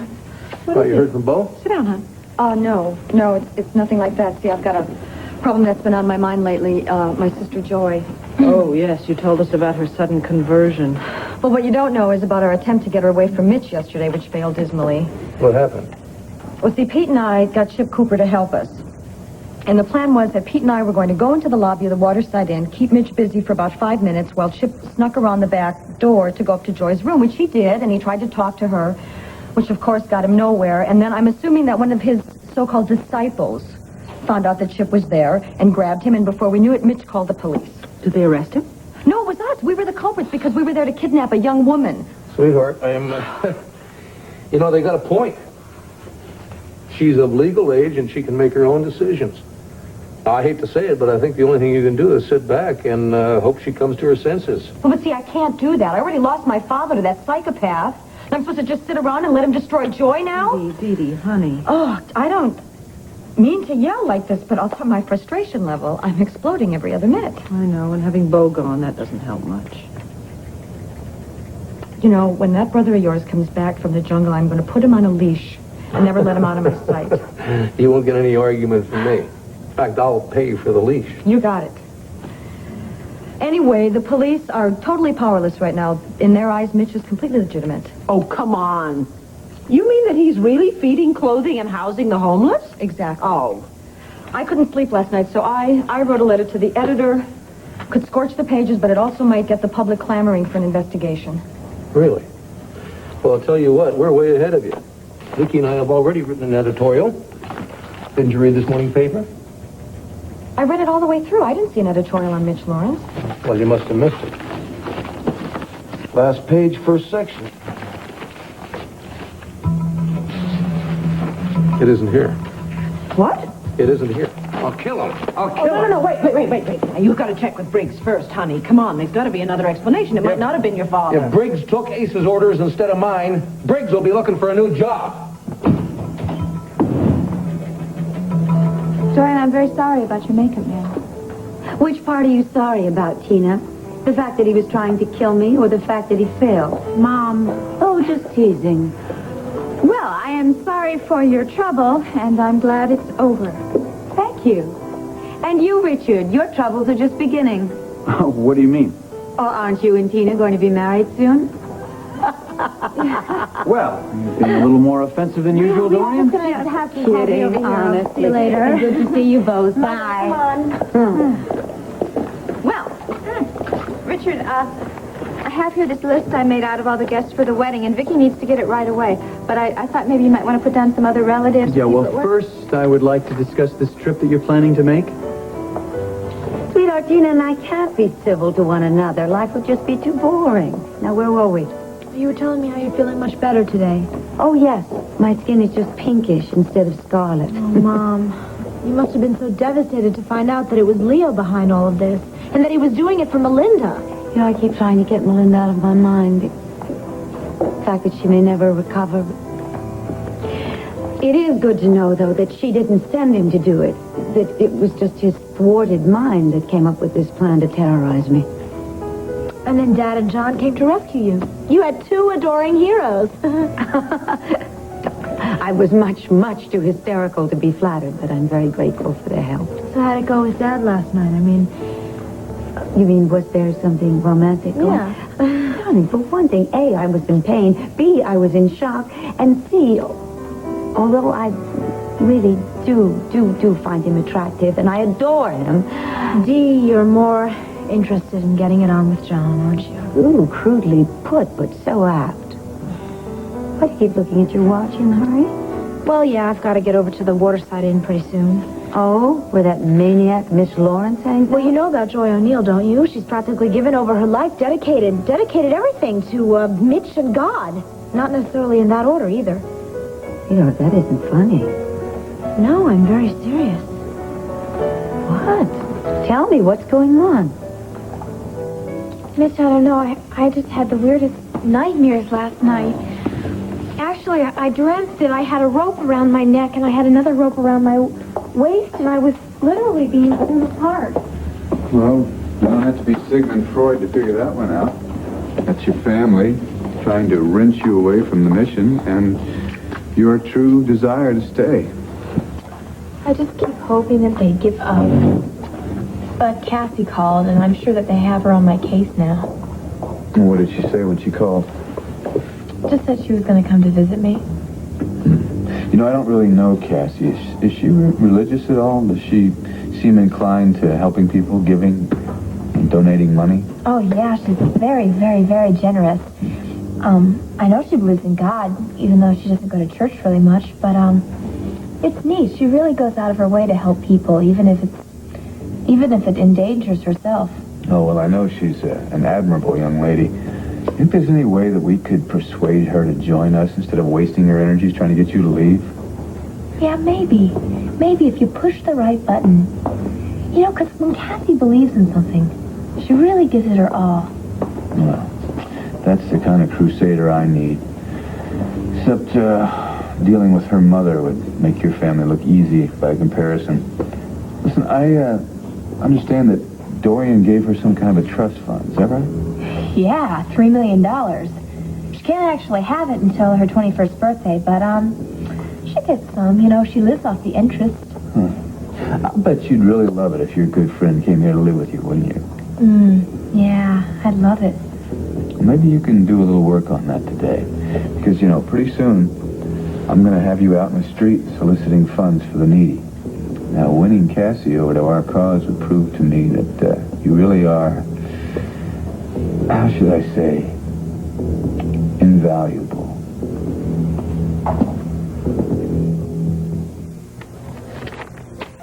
There. It's done. Now, you were saying that you were wanting to go to El Paso for Al Roberts' funeral. Yes, I do want to. In fact, my flight leaves in a little over an hour.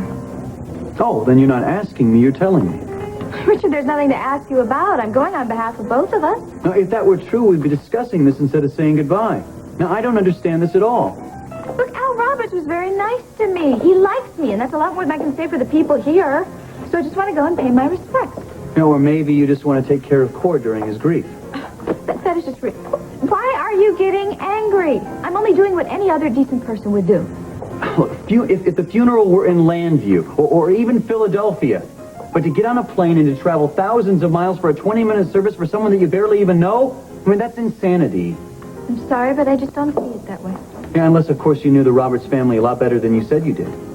Look, why are you so angry? I'll be back tomorrow. What is the big deal? Cord is supposed to be getting over you, staying away from you. Now, you don't think going on this trip is going to give him some kind of a signal to start coming on to you again? Absolutely not. Look, I know this is a real ego booster for you to have two guys in love with you, but I resent the hell out of this, Tina.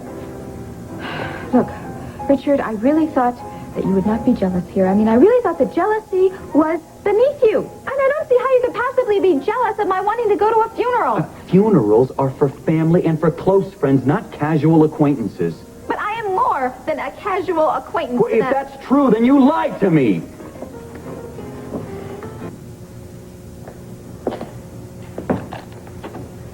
You want to read the paper all day, Pamela? Well, it's a lot better than asking questions and not getting any answers. I broke into Clint's office last night. I stole a dying man's letter to his only boy. Al Roberts wrote a letter to Cord. Asa. Asa. Oh, Asa. I not only took the letter, I read it, and I burned it. Now, am I despicable or what? Real close. No, honestly, there's no kindness. Yeah, you really are. You want to hear what it said besides the obvious? No. Pamela? You're going to hear it anyway.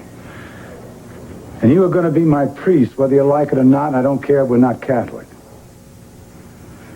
Al told Cord that Clint was his natural father. His mother was a victim of the times, my prejudice, and my ability to pay for anything I want. He tried to make Cord understand that why his mother had to keep it a secret and why Al had to help.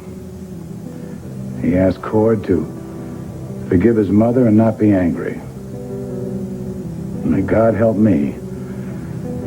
He asked the boy to forgive me, his granddaddy. Pamela, I tell you, I sat down and I cried like a baby.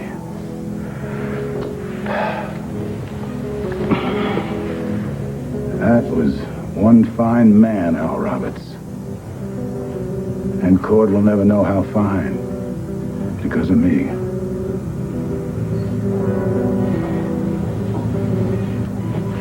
Asa. It's time. It's time to truly clear your conscience. Honey, that's why you cried.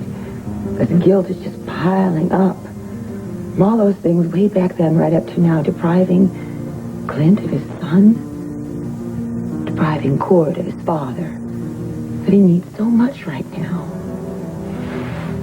Oh, Pamela. I could not lose Clint. I told you all this and how he'd react. I started something. And no matter how much I regret doing it. Look at you. Look at you. How much more can you bear up? How much more can I take? I will carry it to my grave. And you better do the same. And supposedly, Asa's main concern is the repercussions in the family if we go after Mitch in this fashion. But, of course, we think that he's black. That was it. Asa called Briggs last night after we left and said to kill the editorial, and on top of that, he said it was a family decision. Well, honey, he'd have to have done that because he knows Briggs would have called us immediately. Yeah, well, you know what? It's going to run tomorrow. And on top of that, I am going to put the lead paragraph on the front page. All right, good for you. Good for you. You know, it's not like Asa to back down like this. What do you say we try one more time to get to the bottom of this, honey? Fine by me. You want to come along, Dee Dee? No, I am really sick of fighting. I'm gonna let you guys handle this. I really wish there was something else we could do for you, though. Cassie's gonna give it another shot today, so cross your fingers, and I'll talk to you guys later. Yeah, we'll stay in touch about everything, will you? I sure will. You know what? I intend to get pregnant 5 minutes after Bo gets home. We need some little Buchanans running around. Bye. Clint, Asa had to know how furious we'd be. Yes. And that means it's definite that Mitch Lawrence is blackmailing him. Let's go find out why.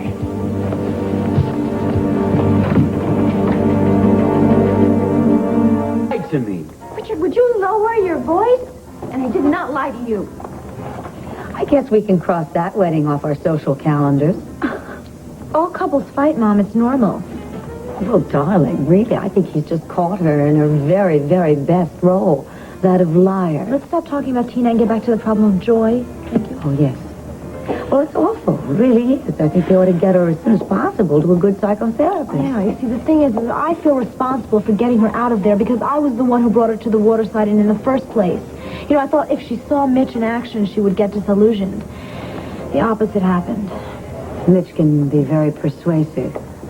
I think what you have to do is everybody has to do is just cross their fingers and hope this is just a phase she gets over. We can't just wait until it blows over. That's why I have to get down there. To the Waterside Inn? Yes, that's where she's living. No, Cassie, I don't want you within 2 miles of that maniac. Look, there is nothing to worry about. He is so busy playing saint, he would never lay a hand on me. I don't buy that. While he's spouting platitudes, he could be slipping a Mickey into your diet soda. Well, you see, that's what Dee Dee and Pete and I all thought. We thought that maybe he's using drugs with Joy. That's why I have to get down there as soon as possible. Wait a minute, don't you ever get tired of playing David and Goliath? St. Joan, I get tired of it. Let me tell you something. Your father said last night he was so glad that he didn't have to worry about either one of us anymore. Look, you're embarrassing me. Please don't get hysterical, okay? These are not hysterics. This is anxiety. If you leave for the Waterside Inn, you will see hysterics. Look, I just want to spend an hour or two talking to Joy, maybe trying to convince her a little bit. I am not going to spend 1 second with Mitch alone. I'll call you right when I get back, okay? Oh, I'm only your mother. You're not going to listen to me. I've got a request, though. No, it is a demand. Don't you eat or drink anything while you're at the Waterside Inn. I won't, I promise. It's the deal. Mitch Lawrence is absolutely brilliant in his deviousness. Wait till you see this, Joy. The messenger brought it over from the architect's office this morning. It's the blueprint for the Mitch Lawrence Haven for the Homeless. It's going to be built right here in Lambview as soon as I can get the money to start. Oh, my word, it's enormous. Uh-huh. This is going to cost you a fortune. It sure is. It's going to be a combination of dormitories, rec rooms. We're going to have a massive cafeteria and kitchen. Of course, we'll have a chapel. That'll be over here. More dormitories for the disciples, and if we get really lucky, we're going to have a pool right out here, and maybe even a hot tub for some of my special disciples. You know, it's just really too bad that Cassie doubts us, you know? I mean, just think what those $3 million could do towards making this happen. Mitch, it seems to me that, I just remembered Cassie can get a hold of $1 million if she wants to.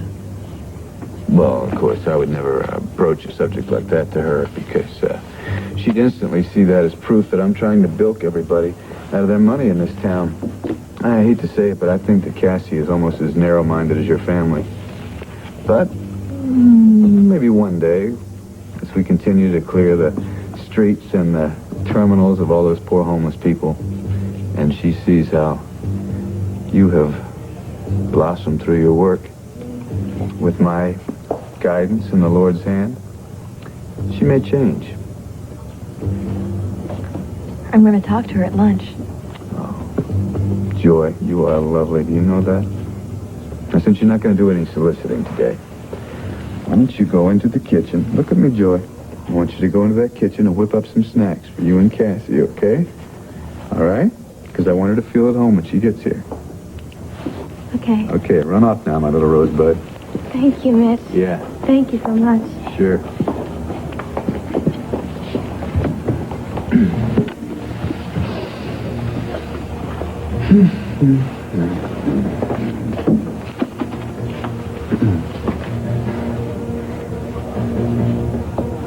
Now,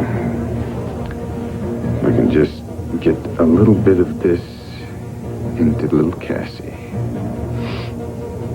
Richard, I do love you, and I don't know what to do or say to end this argument or to make you stop thinking that I feel more for Cord than I do. Well, that would be simple. Say you're not going on this ridiculous trip. You know, it just occurred to me why I'm even going. I mean, just talking about it makes me realize it's because I feel guilty. That's why I have to go.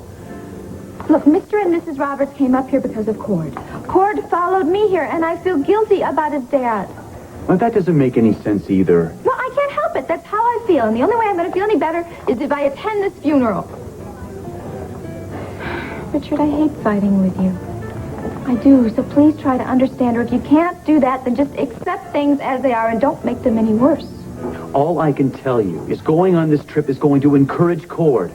It's going to give him hope that he's got a chance with you. Now, if you go, I'm going to believe this is what you want to do. Now, I can't just accept this. Richard, I have to go. My plane's leaving in a little bit.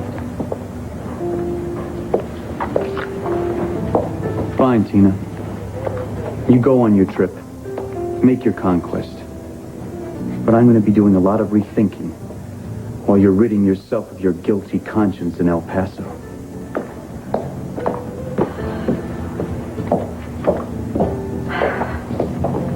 Oh, my. I just love to see an engaged couple hugging and snuggling and planning for their future days of happiness together. And from what I've just seen, you and Richard have a day or two of happiness ahead of you.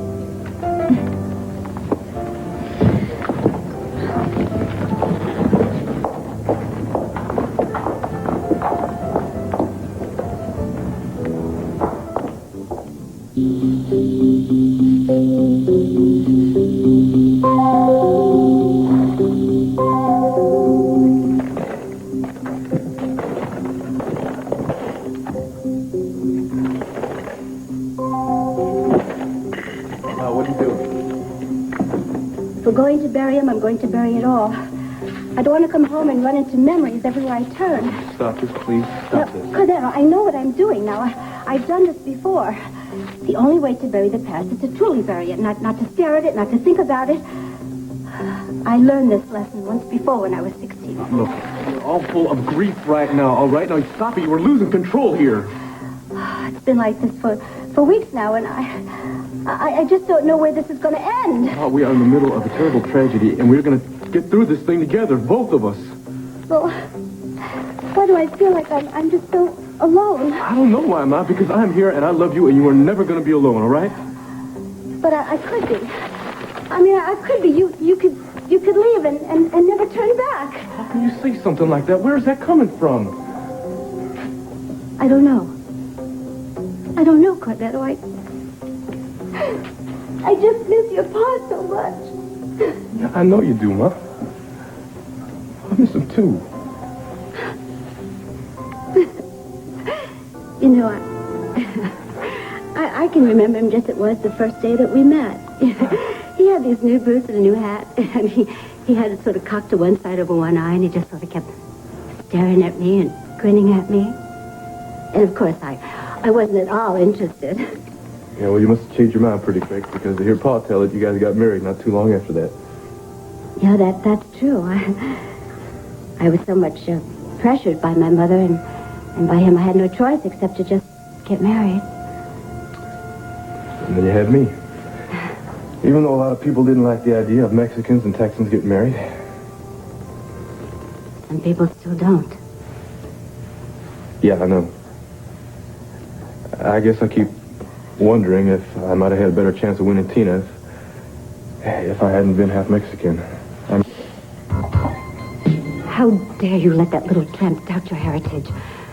The best side of you is your Mexican side, and don't you ever, ever be ashamed of that.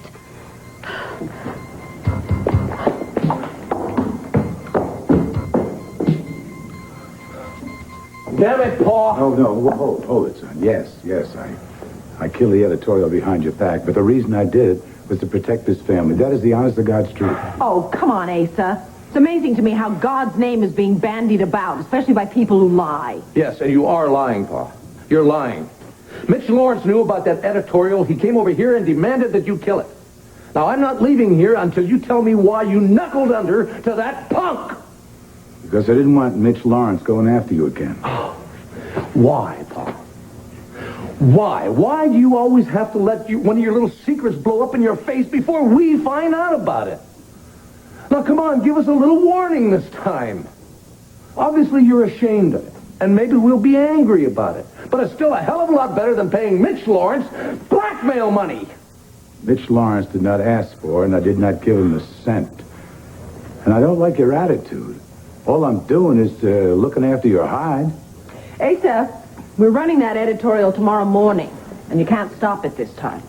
So, when can we expect Mitch to act on his threat to you? Look, I have other things to do besides listen to you two insult the hell out of me. Now apologize and let go, or get out. All right, Paul. We'll get out. We will get out. But don't expect us, when this thing blows, whatever it is, don't expect us to help you pick up the pieces. This is your baby this time. This whole mess is yours from start to finish. Come on, honey. Asa. Asa, please. Won't you reconsider?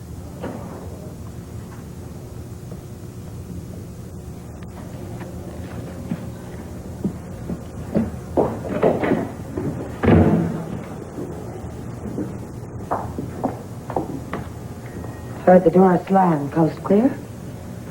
No, they didn't believe me, Pamela. They're too intelligent. They know Mitch Lawrence is blackmailing me. No matter how much I deny it, that's not going to change their mind. Mitch Lawrence is not blackmailing you. Well, you tell it to them, okay? Huh? You're the one that befriended that ex-con. Tell Vic and Clint that he would never do such a thing to me. Did they mention the missing letter in Clint's desk?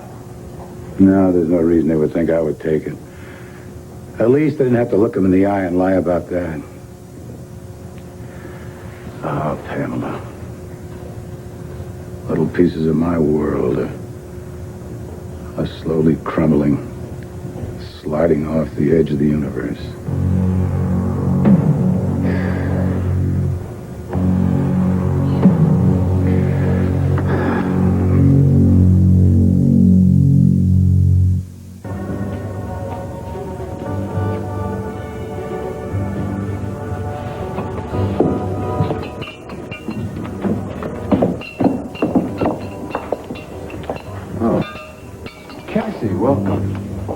Where's Joy? I believe she's distributing clothing to some of our new family members. Will you please tell her I'm here? Well, I hope you're not front line of another O'Neill plot to kidnap her. I'm simply here to see my friend. She's going to see who you really are sooner or later. Well, she's already seen who I really am. And so will you. If you come by a little more often. And keep your eyes wide open. Maybe someday you'll join me. And Joy and the others in our mission. Because, Cassie, you would really make a beautiful jewel in the Lord's crown.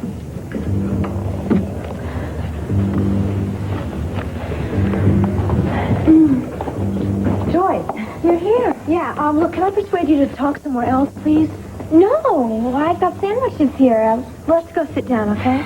Have a nice visit, my little angel. Thank you. Sure. Listen, there's some fresh tea right over here. Would you see that it gets delivered to Joy and her friend? I'll do that right now. Thank you.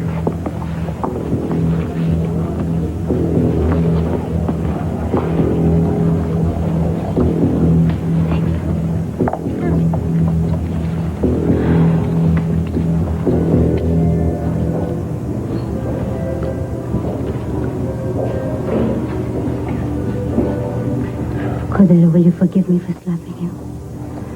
I'm sorry. You know I've never done that. I've never even spanked you. But you're right. I was out of control.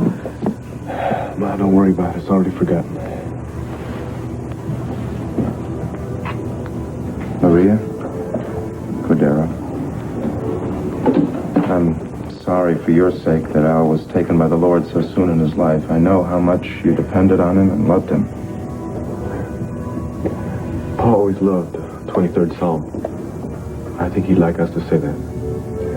And let us pray.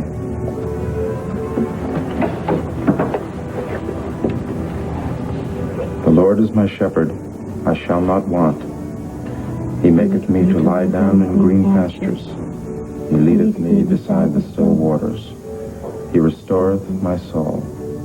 He leadeth me in the paths of righteousness for his name's sake. Owner of the newspaper. Yes, I know. I just wanted you to know that it's partially my fault. And then if you're going to be angry at anybody, please be angry at me. I see. Okay, better sit down.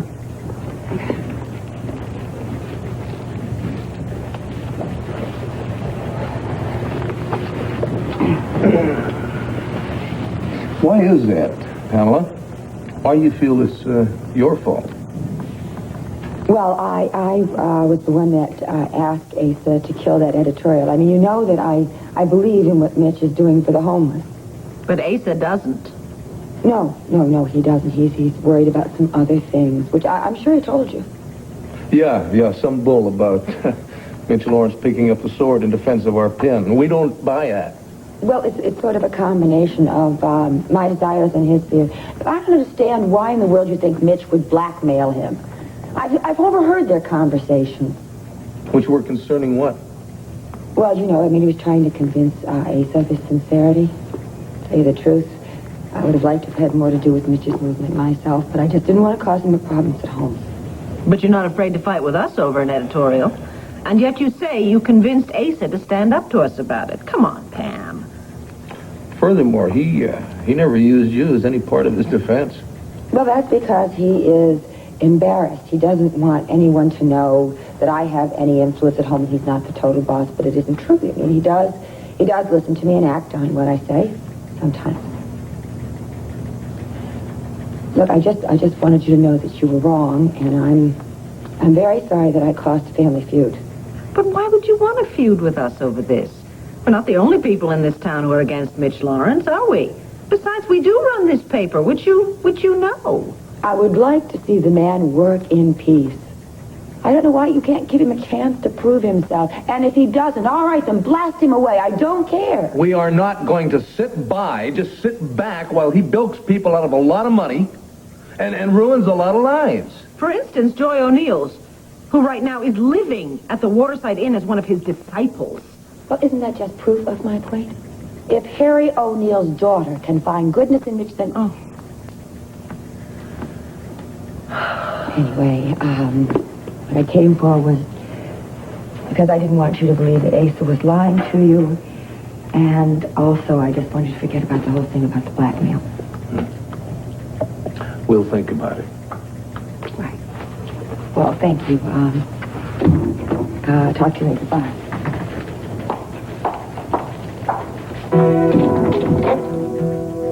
She hasn't learned a thing living with Asa. She is undoubtedly one of the worst liars I ever met. Yes, but she's a missionary's daughter, honey. Why would she lie? I don't know. I'll tell you one thing. Whatever the issue of that blackmail, whatever it is, it's got Pamela scared to death as well. Through baptism into his death, we were buried with him, so that just as Christ was raised from the dead by the glory of the Father, we too might live a new life. If we have died with Christ, we believe that we are also to live with him. We know that Christ, once raised from the dead, will never die again. Death has no more power over him. This is the word of the Lord. Thanks be to God. Please be seated.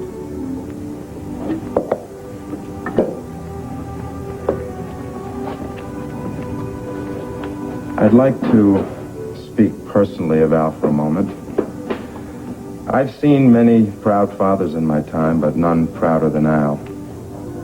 And that continued over the years as Cord grew into a man, very much like his father. Loyal, decent, caring, living by the standards this great country was founded on.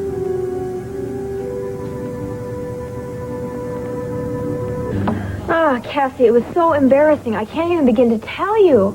Chip came in here and literally gagged me, and then they tried to take me out of here, carry me. Listen, doesn't that prove anything to you? Doesn't that prove that your family loves you and they care very much about you? And why are you putting them through this? Now, there are so many other ways, Joy, that you could help the needy. You have got so much nerve telling me what to do when you never listen to anybody when they tell you what to do. Especially your parents. What am I supposed to do? Ignore my own feelings, my conscience? I gotta be my own person, and I gotta continue to heed the messenger. What does that mean? Joy, are you being brainwashed? Please. Yeah, Mitch tortures us every night until we scream, and then the next morning we wake up and we don't know what's happening to us, and then we just go along with everything. Cassie, give me a break. I'm just listening to my own feelings. That's what we don't understand, Joy. Because if you were listening to your own feelings, why would you choose to work for a man who shot your father? Drink.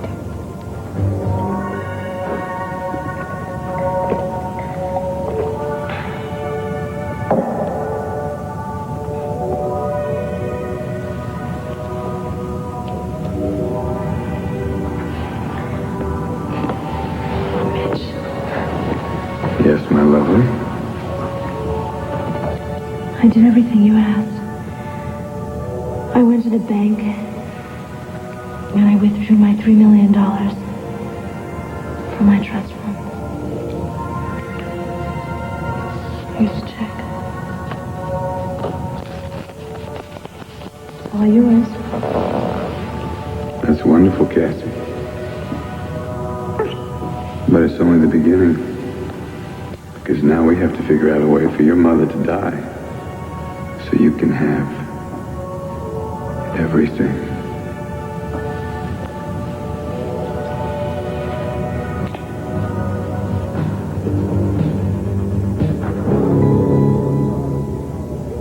Come on, Cass, drink it up. Just drink it up.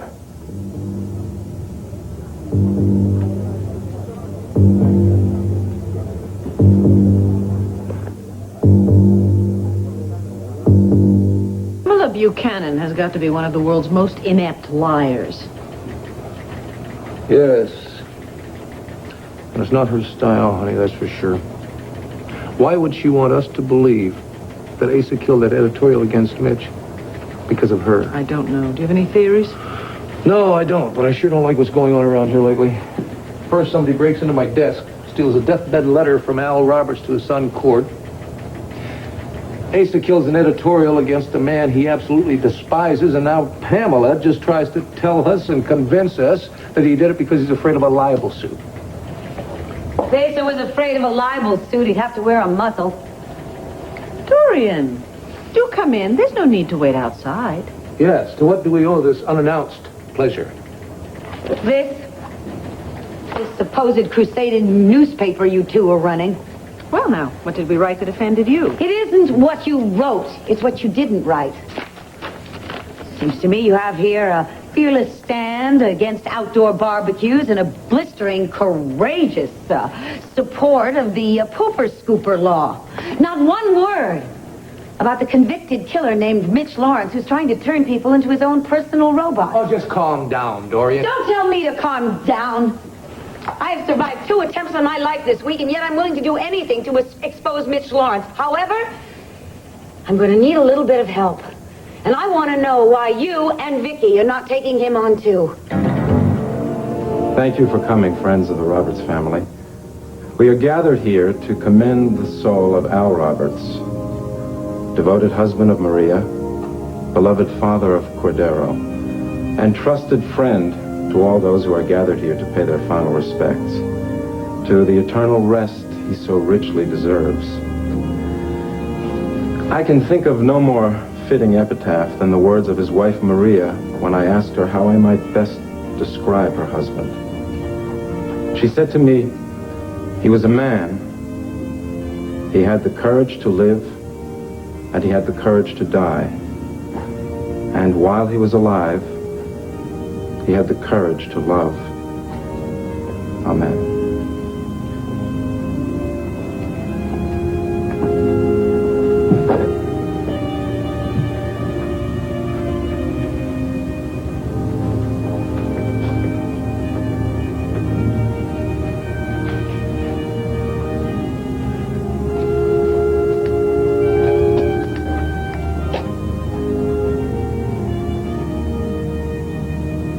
Drink it, Cassie, drink it. No, I am not going to sit here and listen to you while you malign Mitch and the Mission. All I'm asking is that you consider your family, Joy. Mitch and the Mission are my true family. Don't you hear what you're saying? Connie, Pete, and Dee are your real family, and they're a wonderful family. They love you. They would do anything for you. Don't turn your back on them. No. Listen to me. No, I'm not going to. I suppose they're kidnapping me against my own will as an act of love? They did that to save you. I'm already saved. You're not saved. You're throwing your life away for a murderer. Stop it, Cassie. I don't want to hear another sentence out of you. Not another word. Bye, Cassie. Joy, please, listen to me. Excuse me, are you two having a problem? Cassie's making me very angry. Well, anger is very unbecoming a child of God. I'm sorry, but I don't want to listen to her put down you and the Mission. May I please go to my room? Aren't you being rude to your friend? She's confusing me. Heed the messenger, Joy. Be true to yourself. God is with you. And with his help, I'm sure you can convince Cassie that love is the watchword here at the Mission. Come on, over here. I want you to calm down, okay? Cassie, you too. Please, talk to Joy. I'm sure you'll find that she really has found her true self here at the Mission. I'm not going to interfere with you any longer. I'm going to go right over there and work on a sermon. So, if you'll excuse me. Joy. Brother?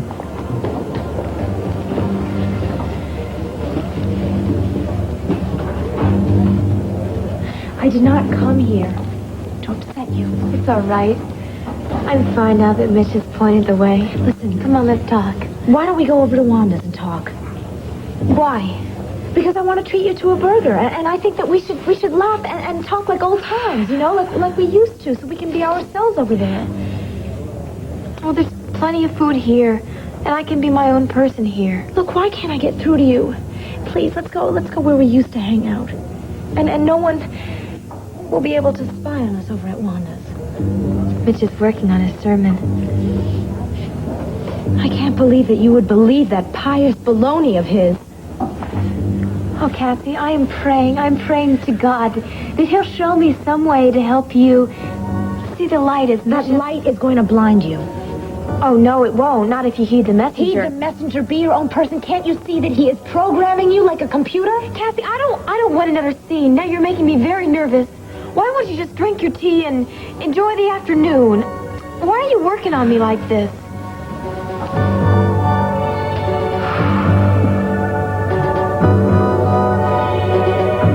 Dorian, the truth is we did write another editorial against Mitch Lawrence, but Asa pulled it. Asa pulled an editorial against Mitch Lawrence? That doesn't make any sense to me. I don't believe it. Asa detests Mitch Lawrence.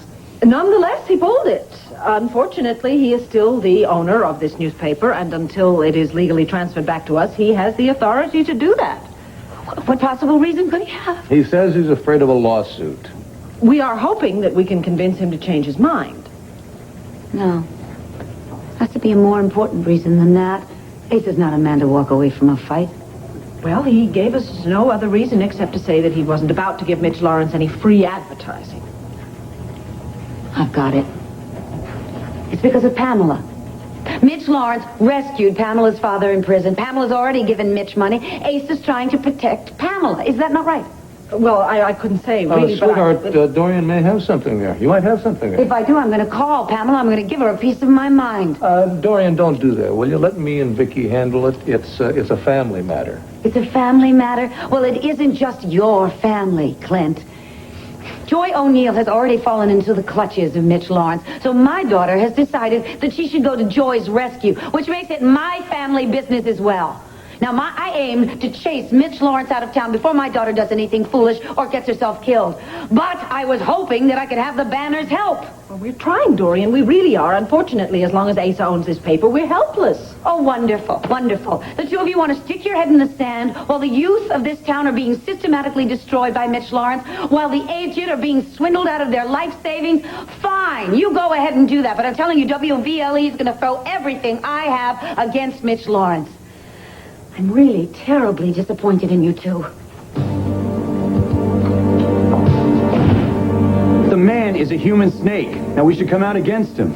The human snake can sue us for libel. We could go bankrupt. And contrary to what Vicky and Clint think, this banner is not their toy. It is a business, Mitch Lawrence is a danger to our community. Now, it's our objective to say so. It is my objective to make sure this paper does not belly up. Fine, Asa, it's your paper. You're damn right. Just want to make sure you got that straight. Asa, I think that's enough business for right now. Well, we have a lot more pleasant things to talk about. Richard, what about your wedding plans? Well, sounds like strike two to me, Pam. What? As a matter of fact, there may not be a wedding. Why not? The bride-to-be just went to El Paso, Texas. El Paso? What the hell's she doing in El Paso? According to Tina, she went there to attend Al Roberts' funeral. What about according to Richard? I think she went to see Cord Roberts. Ma, no. She has no right here. This is no time for a scene, Ma. This is an insult to your father's memory. I want her out of here. Just ignore her. Come on, this is all over. We'll just go home. All right. But I do not want to see her at the burial. Yeah, I know, Ma. I'll take care of that. Now, come on.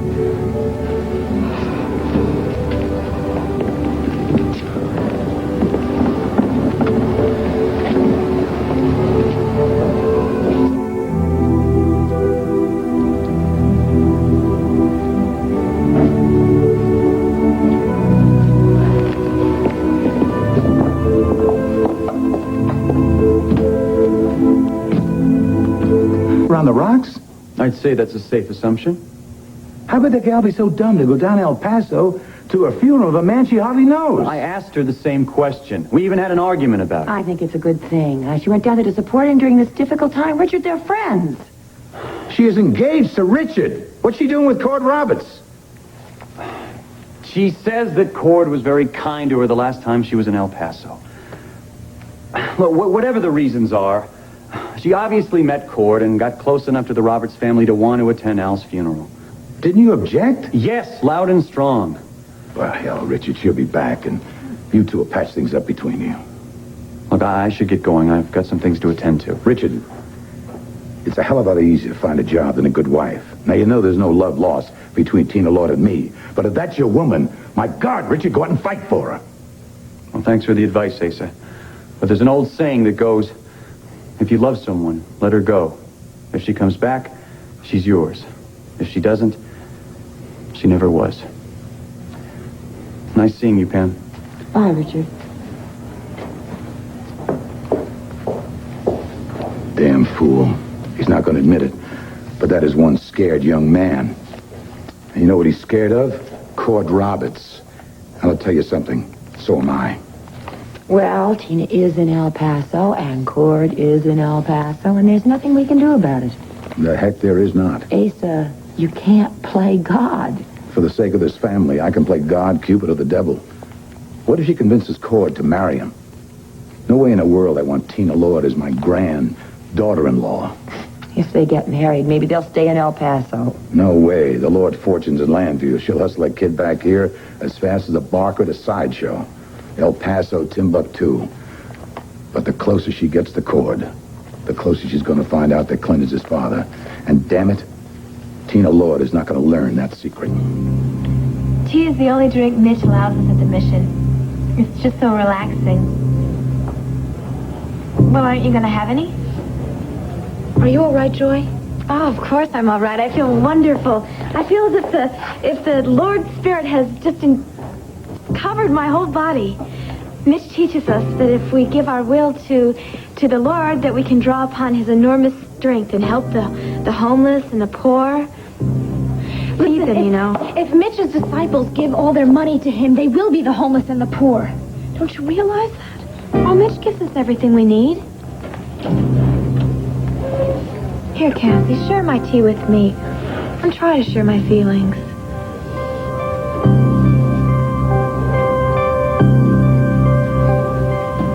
Don't you eat or drink anything while you're at the Waterside Inn. I won't, I promise. It's a deal. Mitch Lawrence is absolutely brilliant in his deviousness. Is something wrong? No. I'm just not very thirsty, that's all. Oh, are you sure it's such a hot day? It's amazing how cool this stuff makes you feel. No, really. I Actually, maybe you are right. Maybe I will have a drink after all.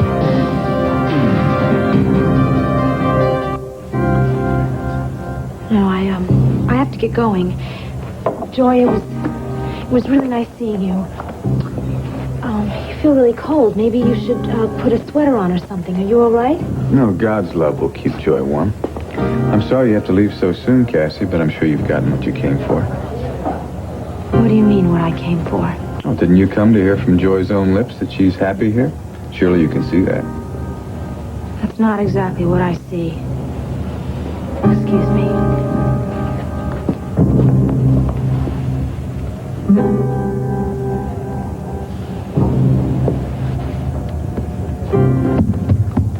Flights to Philadelphia are canceled because of a little rain? Well, there must be someone out of El Paso tomorrow. Tomorrow's too late.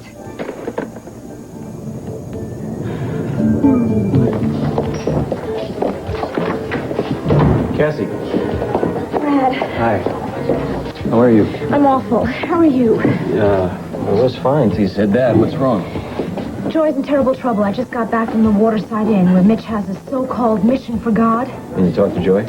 Well, I talked to somebody who looked like Joy, but it is not the Joy O'Neill that you and I know. Oh, what do you mean?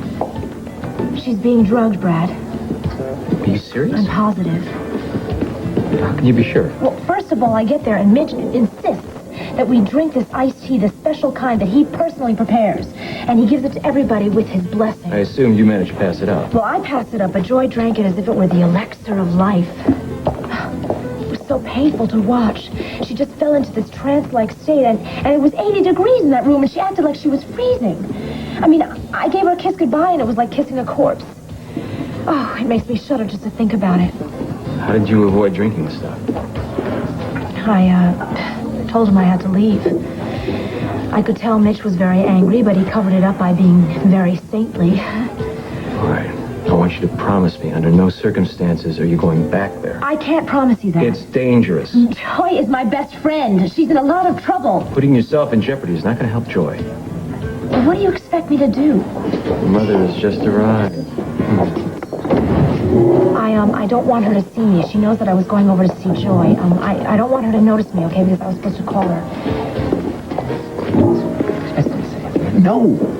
No, that's it, Dorian. That's it. Finished. It's over, done with, kaput. I quit.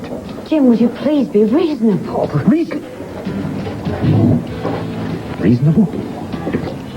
You have me arrested on suspicion of trying to murder you, and you want me to be reasonable? I didn't have you arrested. The police did it. Yeah, well, I didn't see you leaping to my defense. Well, I was just scared out of my mind. I had no way of knowing that it was Leo who was terrorizing me. Thanks a lot, Dorian. Just thanks a lot. How do you expect me to continue a working relationship with someone who thinks I'm capable of murder? I'll make it up to you. I need you, Jim. The show needs you. I'll give you a raise. A raise won't make up for the humiliation that I have endured. How about a chance to produce your own news documentary? Oh, no way. No. About what? The hottest topic in Landview. Mitch Lawrence. Sole credit as producer. My name, little box. Your name in a box. Will you do it? I'm interested. Oh, wonderful. All right. When do we start? You've already started. I want you to go to the studio, and I want you to get a hold of every photograph, every inch of footage you can find on Mitch Lawrence. I, meanwhile, am going to get to the police. I'm going to put a lot of pressure on them, on air, to go over to the so-called mission for the homeless, search the place, top to bottom. On what grounds?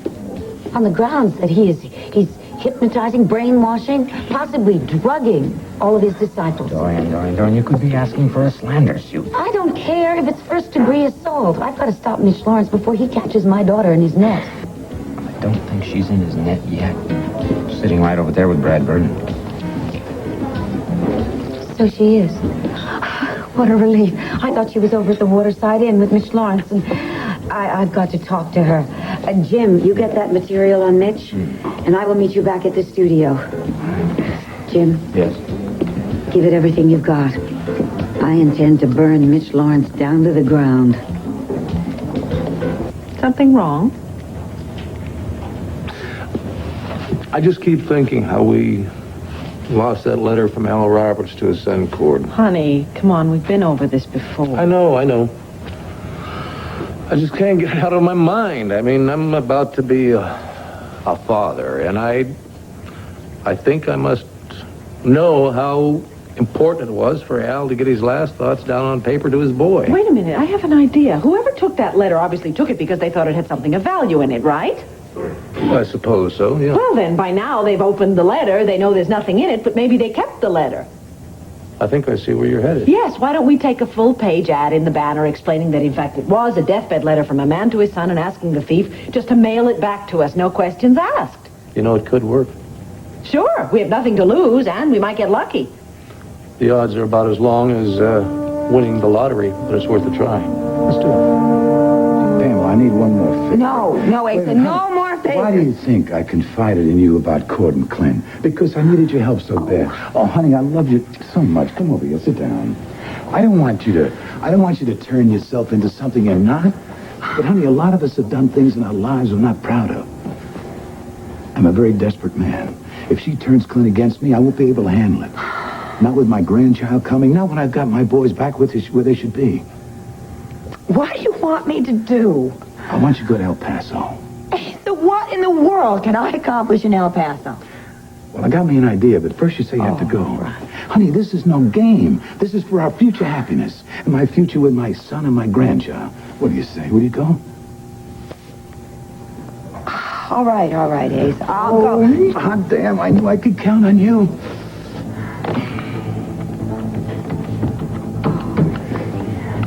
This is Mr. Buchanan. Carlos, get me my pilot, Dave. Dave, how soon can you have the company jet ready to go to El Paso? I want you to take my wife down there pronto. Yes? What do you mean it's closed? Nothing can land in El Paso?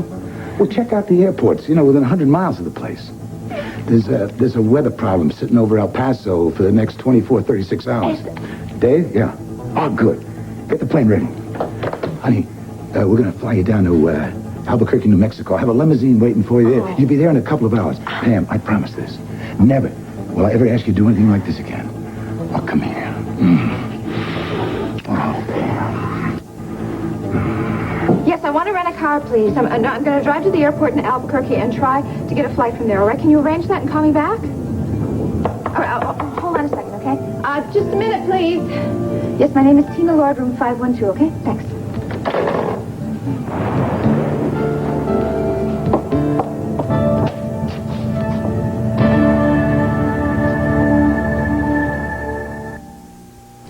I'm going to do a series of exposés on Mitch Lawrence on my show, so I don't want you going into Waterside Inn, because after today's show, I'm sure the police are going to stage a raid, and Mitch is going to want revenge, and I don't want you to be a convenient target. I think I should already tell you that I've already been to the Waterside Inn today, and I've already talked to Joy. What happened? Nothing. Joy's mind is made up. I've certainly done everything I can. All right, then. You don't need to blame yourself. You don't need to feel guilty. Now, honey, I want you to promise me that you are not going to go to the Waterside Inn, and you're certainly not going to try and rescue Joy single-handedly. No. I'll leave that job for the media and for the police. Do you promise? Yes. Do you mean that? I love you. I love you, too. Nice seeing you, Brad. Well, that was a nice 180 you did for your mother. I had to promise that. In other words, you didn't mean it. I hate to lie to my mother, but there is no other way that I'm going to keep her from stopping me. What exactly are you planning to do? I plan to get my best friend away from Mitch Lawrence before he destroys her mind. Right here? Yeah. All right. Thank you, brother. Here you go. Go with God. All right, gather around, everyone. I've got something that I want all my people to see. What is it, Mitch? Now, I have talked many times about the day when our mission will have a magnificent building of our own. It will house our administrative offices as well as our shelter for the needy. Now, in my dreams, God has shown me this edifice, and always, at the highest point, at the top of a golden tower, is a symbol of God's power. Now, in this box is a scale model, if I can just get it open, of that symbol. And here, excuse me, sister, here it is. Oh, Mitch, it's beautiful. Oh, Mitch. It's beautiful, Mitch. Mm-hmm. May I see it? Oh, and what's your name, child? Susan. This symbol will dedicate our love for the Lord, this crown. And one day, you will be of its most vibrant jewels. Where are you going to keep it, Mitch? Well, for right now, I'm going to keep it as the centerpiece of an altar in my room, an altar which I will consecrate to give thanks for the Lord for getting our mission off to such a glorious start. Oh, praise God. Praise Mitch. Each night, I will choose one member, one of you from among my most loyal and dedicated followers, to join with me in worshiping at the altar. Together we will sanctify our union with each other in the Spirit of the Lord. Now, I wonder who, the do-do-do, will be the first to unite with God's messenger. Susan, I want you to weave these into your hair, all right? Cleanse your body and your soul, because tonight we are going to spend the night glorifying God. I'd like to join in the sanctification too, Mitch. Not tonight, Allison. Tonight, Susan is the chosen one. Joy, perhaps you'd like to be chosen next. Would you like that? Well, tonight, however, only Susan will partake of these special functions that Lord has asked me to perform. Well, Tina, I just want to know what the hell you were doing here in El Paso, all right? And don't try to give me some kind of a lame excuse about wanting to come to my pa's funeral. I told that lie to my mom because I didn't want her to get any more upset than she already was. Now you tell me the truth. That is the truth. I heard about your father's death, and I just wanted to come down here. Come on, Tina, please don't insult my intelligence. Be honest. All right. I was concerned about you. Concerned? Yes. I was wondering how you were doing because of your father's death. I know how much he meant to you, and I knew how much you'd be hurting. How in the hell did you think that your coming here was going to lessen my pain, Tina? It's only doubled it. Kurt, please don't be angry with me. Tina, I'm not angry with you. I am furious here. Just who the hell do you think you are, huh? That you can come here and you can play games with my life and my feelings like this, huh? You're not being fair to me. In fact, you're being cruel. How do you think I felt when you walked into that chapel today, huh? Don't you realize I risked my whole relationship with Richard to come down here? Oh, and that's supposed to make me feel better? Gee, Tina, you want me to feel sorry for you now? I just want you to know how much I put at stake here so I can come down here and give you my sympathy. Damn it, Tina, I don't want your sympathy. I want your love. And if you can't give that to me, then I never want to see you again. Can you understand that? Please. Tina, please, just stay away from me. I intend to bury whatever feelings I have for you with my paw. I'm always right. You've hurt this family enough.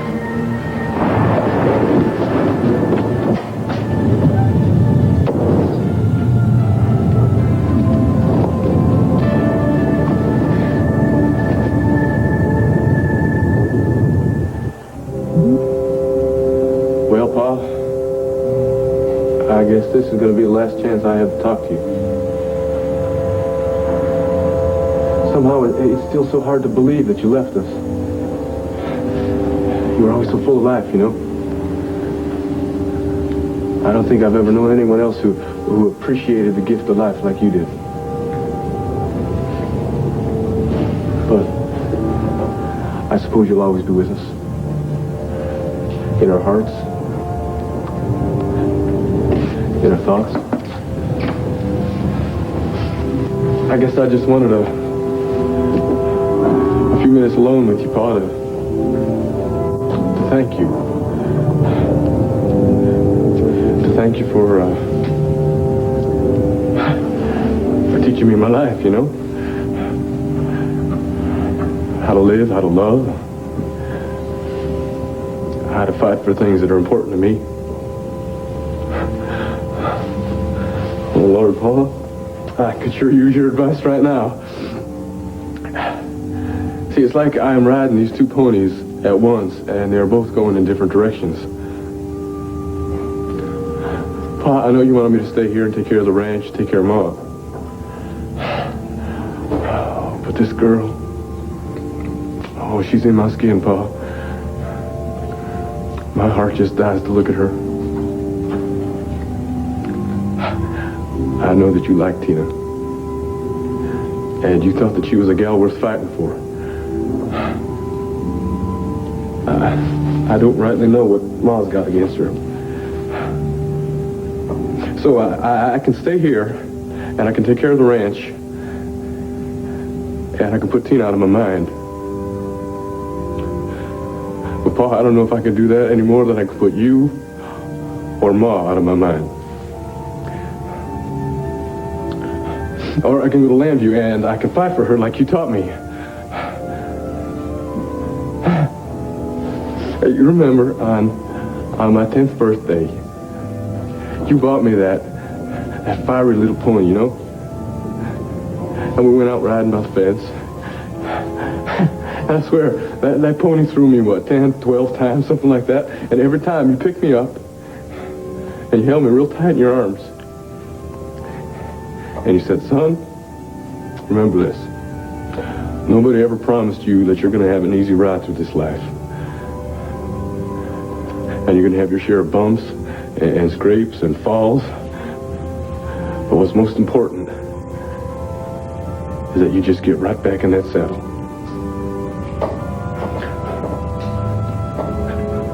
You were a hell of a man, Pa. And you left behind one big pair of boots for me to step into.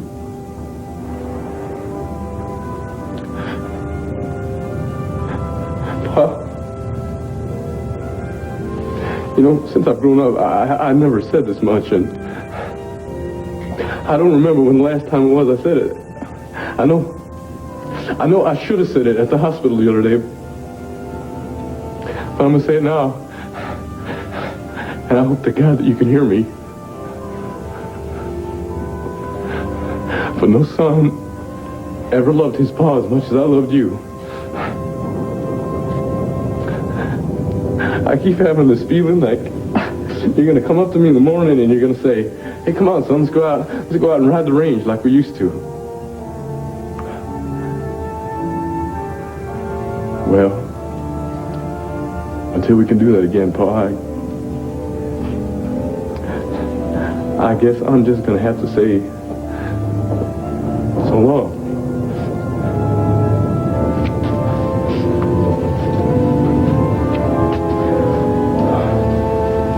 You were the best. The best father, the best man, the best friend I've ever known. And I know that if I could be half the man that you were, I am going to be riding high, wide, and handsome for the rest of my life.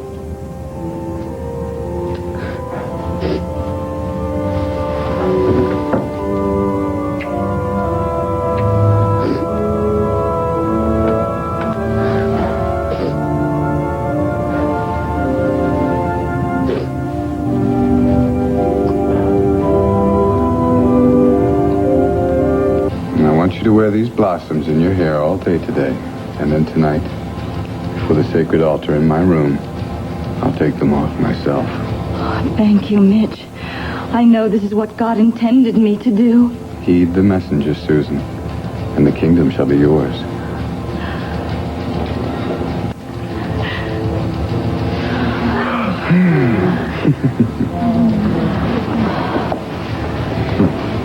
I thought that I was the one who was supposed to spend nights with you.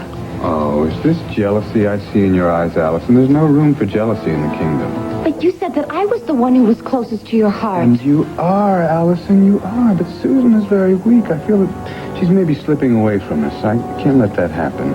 I must convince her to stay with the group, and I'm afraid that a whole night alone with her is what it'll take to accomplish that. You've got to remember that as the leader and God's messenger, I'm going to be called upon from time to time to perform these special duties to keep us all together.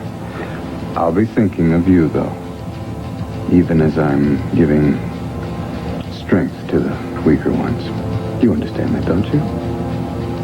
Yeah, I guess. I knew you would. And don't you worry, we'll sanctify together again soon. Right now, though, I've got to go up to my room and prepare the altar.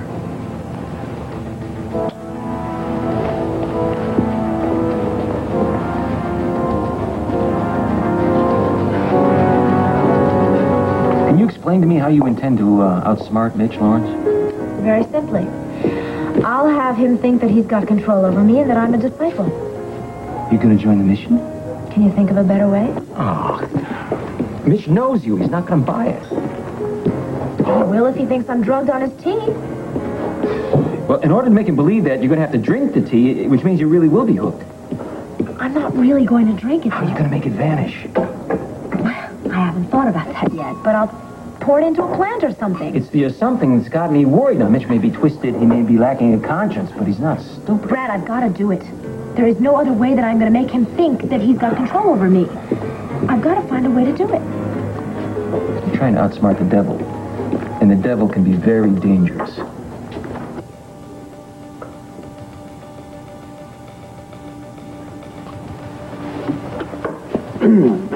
It's tough on the old knees.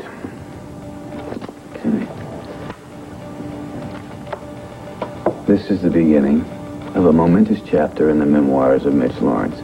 I want to record every detail. Tonight, I'm going to take a young virgin to my bed and initiate her into the ritual of sanctification by God's messenger, namely moi.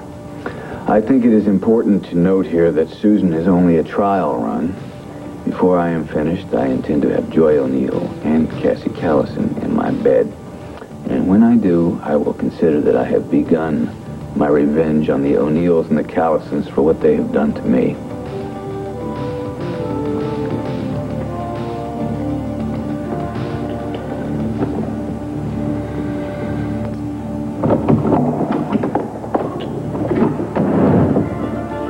You two have gotten married? That's right, Mother.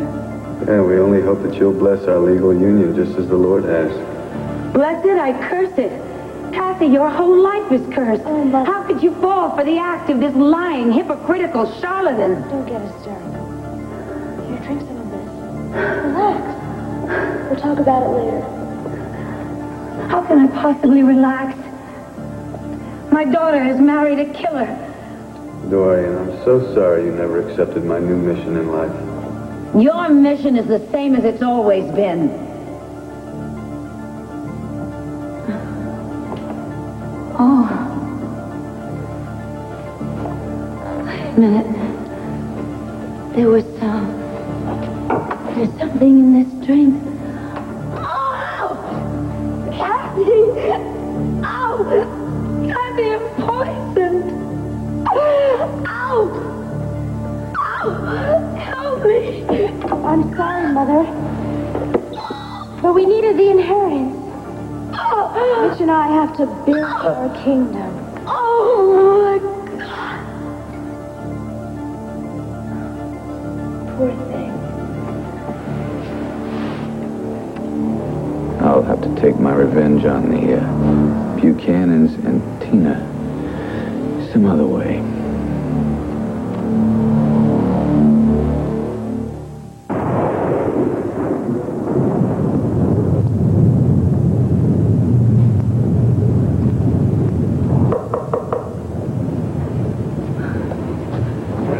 Cord, I was hoping you'd come back. Pam, what are you doing here? I was in the neighborhood. May I please come in? Pam, look, you are a long way away from Landview here. Would you mind telling me what you're doing here? I don't mind at all. I'm here To bring you to your senses, if that's possible. Oh, that's just great. You know, in Landview, everybody gives me lectures. They say, Tina, do this, Tina, don't do that. So now you're just going to continue the lecture right here, huh? Tina, I came here to warn you. Do you realize that your trip down to El Paso threatens your whole relationship with Richard? Now, if you just don't pack your bags and come with me right now, you may lose him. For sure. Jonathan, I was just thinking about you, and here you are. What a lovely surprise. How charming. What's wrong? Well, let's cut the pretty talk, shall we? If you're going to fire me, at least be honest enough to do it yourself. Fire you, Jonathan? Well, fire, can, dismiss, sacked. What difference does it make? I can live with the fact. What I can't live with is hearing about it secondhand.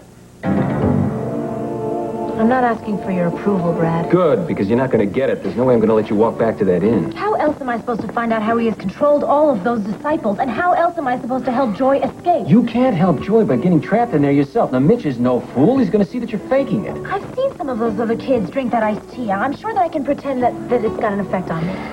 What if you make a mistake? I'm not going to let you put your life on the line. Well, you can't stop me. Watch me. There's no way I'm going to let you walk back into Mitch's spiderweb again. Hello. Hi. I just got back from Mountain View with Dr. Spender. She says that Leo Carson is going to be kept in maximum security pending the court's decision. Good. I think it's safe to say the court will want to see Leo confined to an institution for the criminally insane for a long, long time. Oh, you seem relieved. Well, of course, I mean, it's always pleasing to see a difficult case concluded satisfactorily. Oh, especially when Dorian's concerned. I won't deny it. I was worried about her. Old habits die hard. But now we can turn our attention to more pressing matters, right? Yeah, so I hope that means Mitch Lawrence. I think he's enjoyed the free air of Landview long enough. Yeah, let me tell you something. Wait a minute. Yes, Marie. Oh, yeah, sure, send them in. Pete O'Neill and Larry Wolek. I wonder what they want. Oh, I bet I can guess. Oh, Herb. Oh, hello, Larry. Thanks for seeing us, Herb. Oh, not at all. Larry, you know my associate, Maggie DeLake? Yeah, it's good to see you again, You Doctor. too, Miss Good. DeLake. Well, have a seat. Thank you. Not every day we receive such distinguished company. What is the occasion? Here, Maggie, have a seat. Thank you. Well, we won't beat around the bush, Herb. We're here to talk to you about Mitch Lawrence, the man he had murdered to preserve his freedom. We're talking about Stan Willard, the con who hanged himself at Statesville Prison. Al, wait a minute. Yeah, he died of strangulation, that much is sure. But as far as suicide is You don't concerned... think it was? Come on. We know that it wasn't.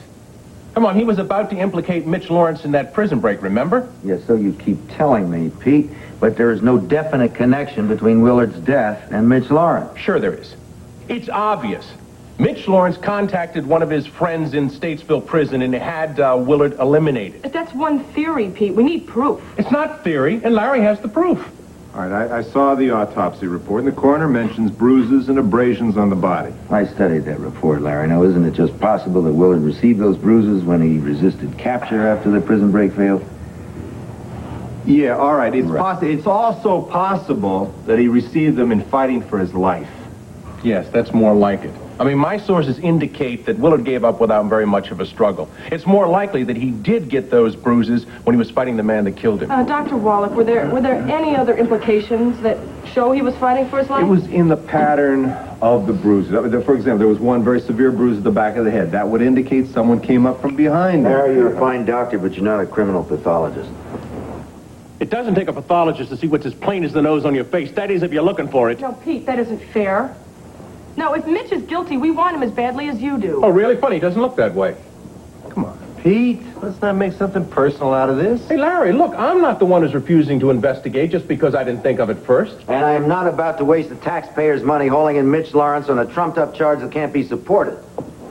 Damn it, it can be supported. I can support it, Larry can support it. Well, unfortunately, Pete, the district attorney can't prosecute people on your say-so. You know what? I'm damn sick and tired of you pointing out to me that you won the election. Now stop rubbing my nose in it, Herb. I'm not doing that, Pete. That's exactly what you're doing. And you're telling me that I'm personally involved? You better believe I am. It's my niece, Joy, who's out there, who's a victim of Mitch Lawrence. Let me ask you a question, Herb. How would you feel if it were Cassie, huh? who was a victim of Mitch Lawrence, and she was drugged out of her mind and having to bow down to... Listen to me! Bow down to Mitch Lawrence! Wouldn't you be personally You are not involved? the only one who cares about Joy O'Neill and all those other young women Mitch Lawrence may be exploiting. Maybe? Gentlemen. How much proof do you need? A hell of a lot more than you've got. Hey, come on, both of you. Let's not lose sight of the fact that it's Mitch Lawrence who is the enemy here. Now, listen to me. You were playing with a killer. Mitch will do anything to get what he wants. That's why I have to get Joy away from him. Don't you think I want Joy out of there myself? She's Connie's sister, remember? That family has suffered enough at the hands of Mitch Lawrence. Help me. Not if it means going back to the inn and pretending to be one of his disciples. Look, I'll risk anything to get some evidence to put that man away. He will put you away before you get the chance. Brad, look, I've tried talking sense into Joy. She doesn't listen. Her family's even tried to kidnap her, and they got no results. Sometimes you just have to let the cops do their job. Oh, right. They're the ones that freed him in the first place. No, the only way to stop a man like Mitch is to play his game. He made up the rules. He can play it better than you can. You challenge him, he's not going to just beat you, he's going to bury you. Look, as long as my friend can't help herself, then I'm going to do it for her. Yeah, sounds like a friend of mine, a fool named Cassie Tallison. What do I have to do, carry you out of here and put you on a plane to Alaska? Try it. I'll take the first plane back to Landview. I'm wrong. You're not foolish and stubborn. You really do want to get yourself killed, don't you? Brad, if you're not going to help me, then I'll just have to do it myself. No, wait a minute. You're not going back there. Let go of me. Not until we settle this. As far as I'm concerned, it's settled. Then let go.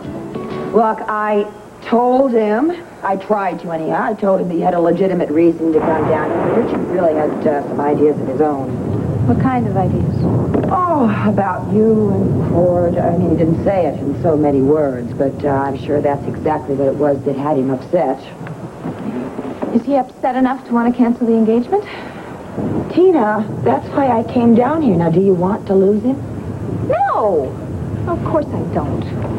Okay, then. Come home with me now. Look, I can't promise you anything, but at least you have a chance of salvaging something of that future with Richard. Why, did he send you here to fetch me? No. Fortunately, Richard doesn't know anything about this, Tina. Look, I came here because I'm your friend and because I care about you, because I don't want you to make another mistake. Well, can't you see I'm trying not to do that? Look, I couldn't catch the last flight to Landview because of the storm. Oh, right. I know all about the storm, but fortunately it happens to be localized. Ace's plane had to land in Albuquerque and is waiting for us now, Tina. All we have to do is just hurry. Now, just a minute here. You said you came down here in Ace's private plane? Yes, Tina, I did, because I wanted... Just a minute here.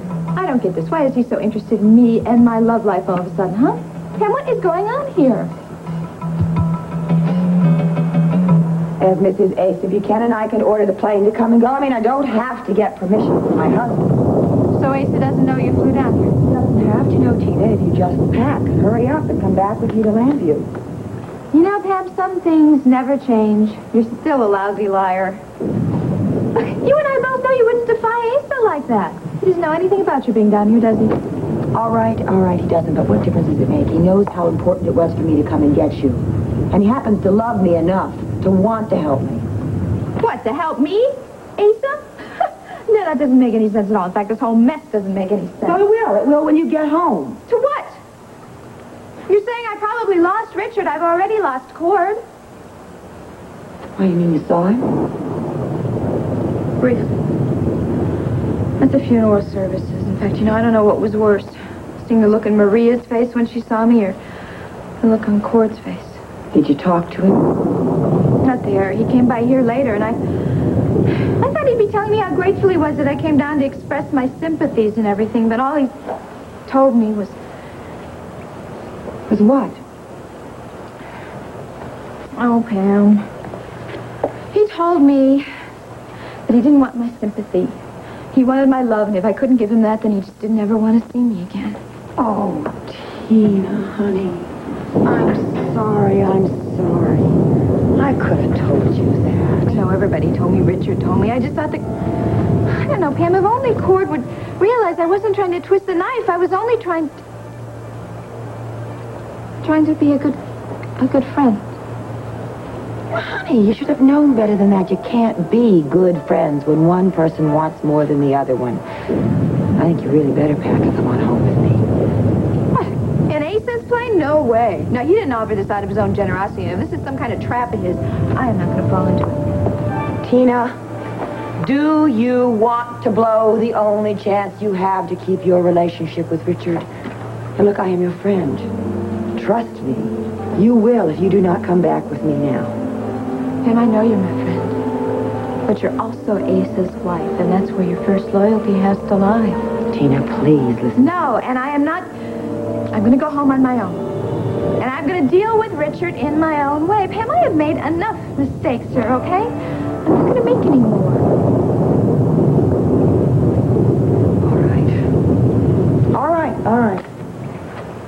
All right, I failed. I tried.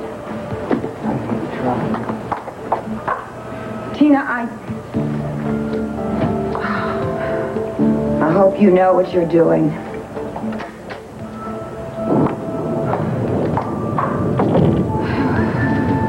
So do I, Pam. So do I. John, don't you think if I were going to fire you, I'd have the decency to tell you myself? I would have thought so, yes. And who told you differently? That doesn't really matter. It matters to me. I'd like to know. Was it Maggie Delakian? Well, did she quote you correctly when she said now that the Paul Kendall case is closed, that you had no further need for your bodyguard? And you believed her? Well, not at first, but yeah, when you didn't call last night or this morning, I assume she quoted you correctly. I wanted to call you. I picked up the phone maybe a dozen times. You what? Let's face it. The mystery has been solved. I'm no longer in danger, and we don't have a need to continue our working relationship. No, I guess there's no need at all. I don't see why we can't be adult about it. You are now free to pursue whatever demands there are in your very busy life. And you're free to pursue whatever it is you want to pursue. Guess it's a good thing that we didn't let our relationship get any closer. Yeah. Good thing nobody gets hurt that way. I knew we could be adult. Objective about this. It's just a shame that Maggie had to let her personal motives get involved. What motives? Oh, come on. The woman is nothing if not obvious. You know what she wants. She likes my mustache. She's making a big mistake, though. Why's that? Because I learned my lesson the hard way. If a woman comes gunning for you right at the bell, you put up your hands and stay on the ropes. And if I come gunning for her? Then I'd say a lady has a chance of going the distance with you. You may be right. Of course, you'll never know unless you're willing to step into the ring. Wait a minute here. I thought we weren't playing any more games. Oh, I'm not playing. I'm deadly serious. I almost believe you. Well, it seems to me the first round is over. We'll call it a draw. We can end it right now, two professionals going our separate ways. Or we can start all over again. This time as a couple of amateurs. Amateurs. If I remember my Latin roots, that means lovers. Then they call it a dead language. Why don't we celebrate tonight with dinner? Celebrate what? The end of our professional relationship. And the beginning of... well, that remains to be seen. Damn it. How many times do I have to tell you? You're not the only one worried about Joy. Everybody's trying to get her out of that place. And Brad, how come nobody has succeeded in getting in there and finding out what's happening? Why does it have to be you? You know, Brad, when you decided to change your name, when you decided to risk your future to help Jenny, I did not ask you any questions. I admired you for it. That was different. No, it wasn't. I want to help my friend. And if you can't see that, then you're not the man that I thought you were. Cassie, what?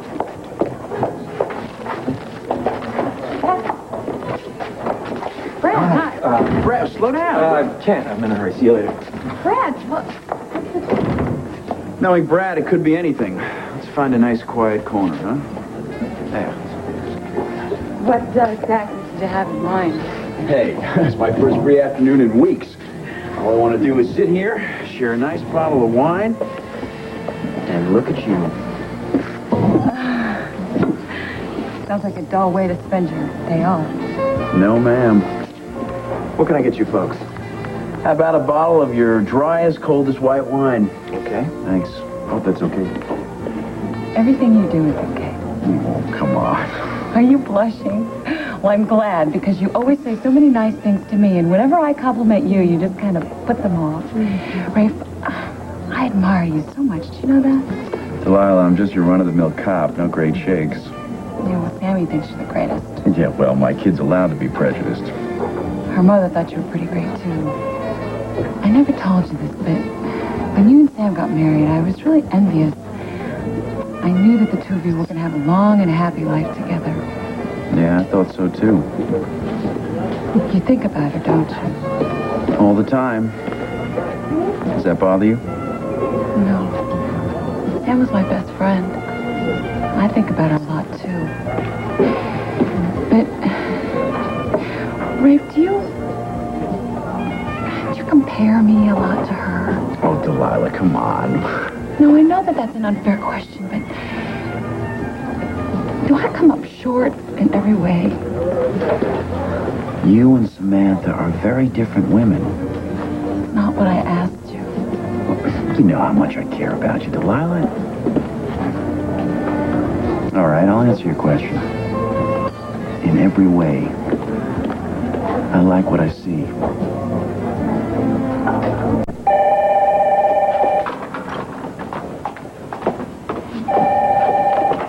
Dr. Wallach's office. Lisa? Hi, it's Kathy. I didn't expect to hear your voice. Well, I'm just doing some work for Dr. Wallach. He's out of the meeting right now. Oh, well, do you know where I could reach him?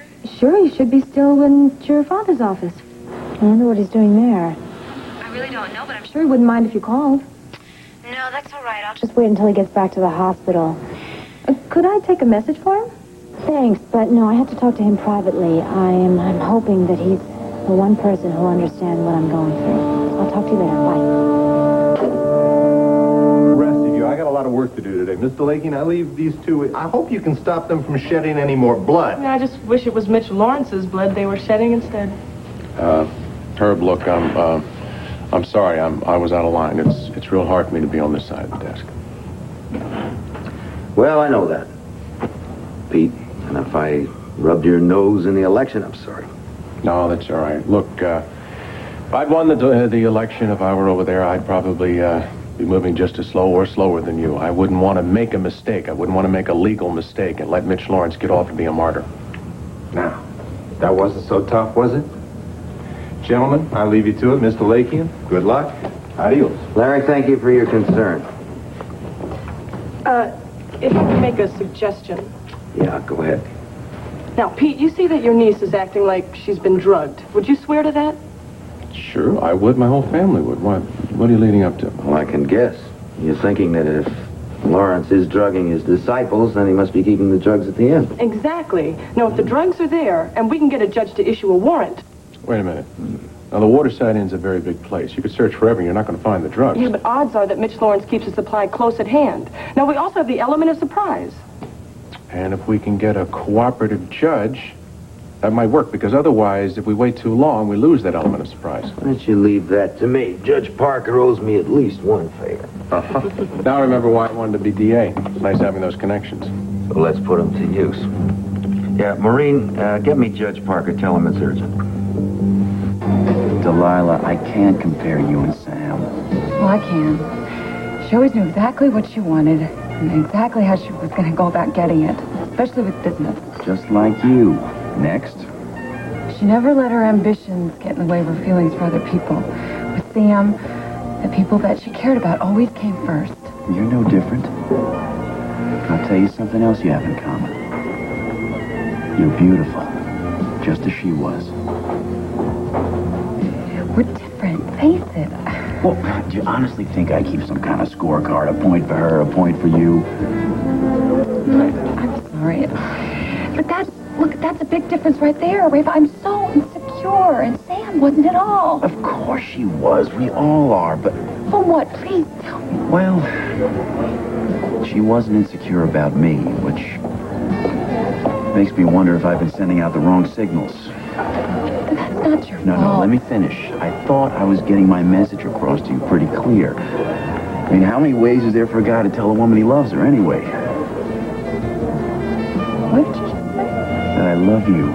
I've hardly been saying anything else for weeks now. Don't tell me you missed it. Oh, no, I I've just been hoping that you felt the same way that I did. Wait a second. Are you trying to tell me I that... love you. Oh, don't... When there's a Sam would have just come right out and said that. I'm sorry. Now, don't be sorry. Stop comparing the two of you. I love the way you said it. I wouldn't change a thing. Excuse me, Detective Garrison? Sorry, never heard of him. I hate to interrupt, but there's a call for you, and the officer said it's very, very important. I think you better take it. Okay, thanks a lot, pal. Sorry. Garrison. Did you get the cheese we sent you, Garrison? Who is this? What the hell do you want? You've been warned, my friend. You can be a bold cop, or you can be an old cop. But you can't be both. What is it? I understand.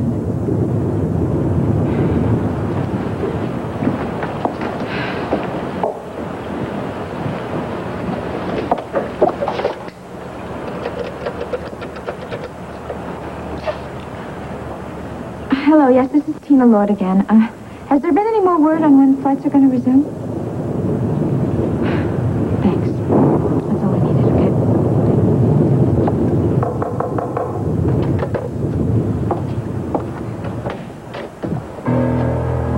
Lord, what are you doing here?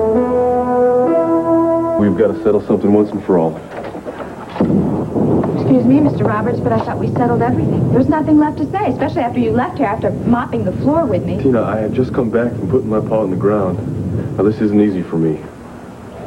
I knew how you feel, Cord. That's why I'm here. That's why I came down to El Paso, because I thought you'd be hurting. But instead you decide you want to use me as your punching bag. So sure, fine. You go right ahead. Tina, Don't let I me do stop not you. want to fight with you. Oh? By some miracle, are you here to apologize then? I don't think I owe you an apology. Don't you? No, ma'am. I meant every word I said to you. The words love, and the ones in anger, too. Fine. Then you might as well just get out of here, because I've heard enough of your words to last me a lifetime. Tina, look at me. Now, look at me. Did you mean what you said to me? I said a lot of things, so did you, remember? You said that you risked your whole relationship with Richard to come down here and be with me in El Paso. Now, you don't deny you said that. No, I said that. A lot of good it did me, right? Tina, if that is the truth, what do you think that says to me? I don't know, and I don't care. It says that you are willing to give up everything in your make-believe perfect world and your make-believe perfect man. And for what, Tina? For me. Just let go of me. Tina, you love me. I can see it in your eyes. Oh, I love Richard, and that's where I belong with Richard. The hell you do, Tina. You belong with me, and you know that. That's why you came to El Paso. Now you tell me your future's with me. What then? There's nothing for you to worry about. Well, I wasn't worried until I saw the look on your face. It's just something I got to take care of later down at headquarters. But if you're a good cop, but you're a lousy liar. Now, what was that phone call about? Delilah, honestly, I guess you're entitled to know the truth. Remember that cheese you found in my briefcase at the barbecue? Said it came from someone's gift basket? I lied. It was planted there deliberately as a warning. What kind of warning? From one cop to another. His way of letting me know I'm a rat. Why would anyone think that of you? You're so respected. Delilah, I haven't won any popularity contests since I started my new assignment. Which is the one you haven't been willing to tell me about? I wasn't able to tell you. And now you are? No, I'm bending the rules. See, the situation is getting riskier by the minute, and you could get involved. Honey, if you're involved, then I'm involved. All right, here goes. I'm working on a top-secret in-house investigation. Now, there's been corruption going on in the department for years now. We're finally trying to put a stop to it. That means you're investigating other cops. And if they find out, well, that's what this phone call was. They found out, didn't they? Looks that way.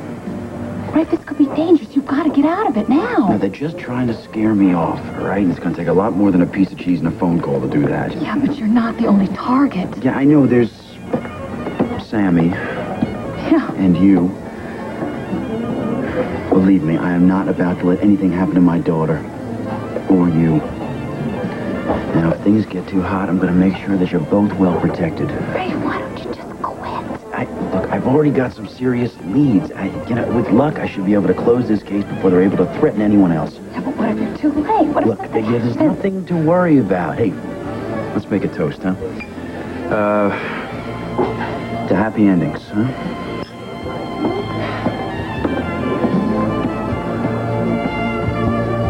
Well, thank you, Bob. You won't regret your decision. Right. Bingo! First thing tomorrow morning, Judge Parker will issue the warrant. The police will be knocking on the door of the Waterside Inn. Oh, boy, I want to be there to see the look on Mitch Lawrence's face. No, whoa, Pete. There's no guarantee the police are going to find any drugs. If there are drugs there, Ed Hall will find them. And then we can close down the Lawrence mission and send him back to Statesville. Lawrence in prison, Joy will have no choice but to come home. That would be wonderful. Lisa, I'm telling you, Joy has been drugged. You want to help, don't you? No, I do, but how? Okay, if we can't get Joy to leave Lawrence's mission, then we have to shut the whole place down around her. That means going in there and finding out exactly what's going on and exposing it to the world. Yeah, but to do that, somebody'd have to go in without being discovered and... Cassie, what is it that you're thinking about? The less you know, the better. Just go along with me, okay? Now I've got to convince Larry to help me with the next step. The next step? What are you planning? Hey, so would you give me the... Cassie, Larry. what are you doing? I need your help, and I don't have a lot of time. If you're right about Joy's symptoms, I know she's being drugged, Larry. there are any number of substances which could cause that hypnotic state, but the cold chills, the dull response... Yeah, that would indicate that particular drug. Engoparin? Yeah. It's a relatively new compound. It's restricted in use, experimental use by psychiatrists. The kind of experiments that a prison psychiatrist might use on the inmates? Yeah, right. So that would explain how he got a hold of it. Well, we can't be sure that's what he's using. I mean, we can't prove it. We can bring Joy in for testing. No, unfortunately, this compound dissolves completely in the body. There's just no way to detect it. Figures he would have the one drug that you can't test. Well, wait a second now. We can't test it, but that doesn't mean that we don't have a lead. All we have to do is go in there and find out exactly where Mitch is storing the drug. Wait. What do you mean, we? This is for the police, Cassie. I mean the police, of course. It's not our job. It's theirs, right? But at least now we can tell them what to look for. Yeah. You make sure they get right on that before he gets rid of it. That's what I'm looking for. All right, I have to go check Mrs. Colburn's. Okay. Thank you, Larry. I meant that earlier, Cassie. I want you to call the police. I will. I promise. Okay. Okay, bye. Well, I hope that helped. Yeah, well, you can help even more. I didn't want to say it in front of Larry because I know he'd get suspicious. Suspicious about what? I want to find out if there's an antidote for engoparin. An antidote? Yes, something that someone can take to prevent the effect of the drug. Cassie, you just heard Larry. Call the police. Don't take this on yourself. This is for Joy's sake. For Joy? Yes. This is so that I can slip her the antidote so that she doesn't feel the drug so I can get her out of there. Oh, I don't know. Please, it's the only hope that Joy has. Okay. You put it that way. I know that you can take care of yourself, but I'm worried about Sammy. Look, I've already made arrangements with Pam and Asa to have Sammy stay with them at the mansion. Does that make you feel any better? No, it just makes me realize that you know how much danger you're in. You're worrying for nothing. Sammy's not nothing. Rafe, she's as much my daughter as she is yours. Nothing is going to happen to Sammy. Or to you, or to me. I told you I'm this close to wrapping up this whole investigation. I can't quit now. Let's order some dessert, huh? I saw some incredible-looking cheesecake when we first came in. I'm sorry, but I'm really not in the mood for cheesecake. You want to get out of here, go on over to the mansion and check in on Sammy? Could we, please? Sure. And could we stop at my studio first because I have a dress that I want to give to Pam. You betcha. Sounds good. Let's get out of here. Great. I know where I belong. I belong back in Landview with Richard. Why do you keep pretending that you don't love me, Tina, when we both know that you do? No! No, I don't. You love me. I know you do. No, I don't want to love... I can't love you, all right? I want to love Richard. Wanting it and feeling it are two different things, Tina. Don't you see he is the perfect man for me? It is why I feel very safe with Richard, and we will have a perfect life together. That's why I can't let you... I can't let myself love you. Tina, you can't stop it now. Well, I have to.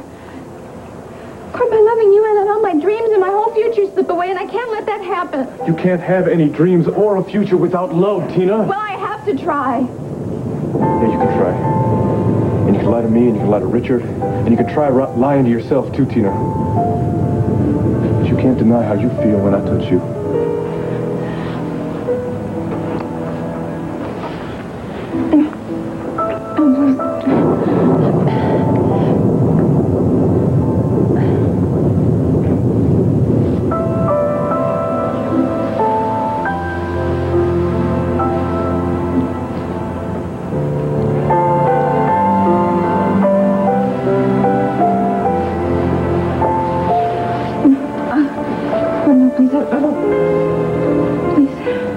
No words, Tina.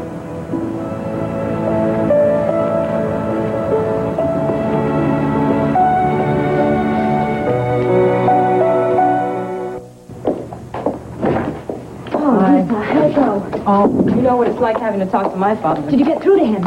Oh, yeah, he was overjoyed when he heard my voice, but not so crazy about it when I was asking him about the drug and the antidote. Did he refuse to tell you? Well, he might have if I didn't agree to have lunch and dinner with him sometime soon. So don't say I don't make sacrifices for a friend, Hey, huh? it's worth it if we can save Joy from Mitch. Yeah, to have one lunch with Dad, I know. So you didn't have to tell him why you wanted the information, did you? Are you kidding? All I had to make it sound like was I needed it for hospital work. Turns out he is an expert on engoparamine. So there's an antidote. Mm-hmm. That's the good news. A simple antihistamine. You mean something you can just get over the counter? Yeah, the neighborhood drugstore. If you take it an hour before ingesting the engoparamine, the drug has no effect. That's fantastic. That means I don't have to go sneaking around for a prescription that I have to do what I have to do. Well, what is it you have to do? I told you, it's better if you don't know that much. You promised that you were going to go to the police. I will when the time is right. And what happens until then? Until then, I'm not going to get into any danger, so don't worry. I'm going to go that extra mile for a friend. I'll see you later.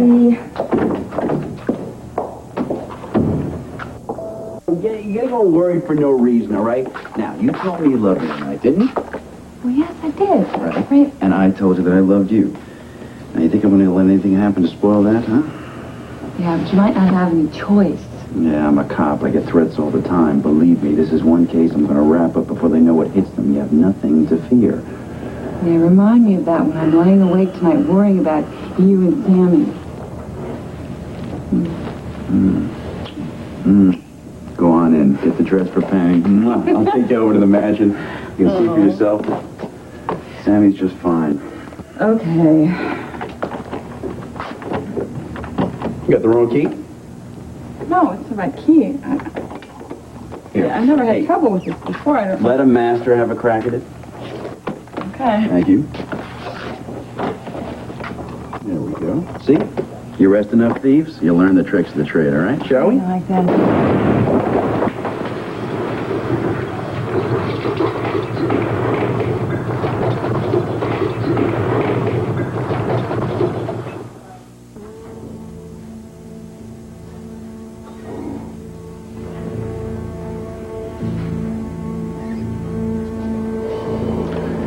Vicky, honey, why don't you go on home and get some rest? No, darling, I'd really like to stay here until I know for sure that she's all right. Clint's right, Vicky. There's nothing you can do for Delilah, and why jeopardize your little baby? Oh, for heaven's sakes, Asa, the baby's fine and I'm fine, but Delilah needs us now.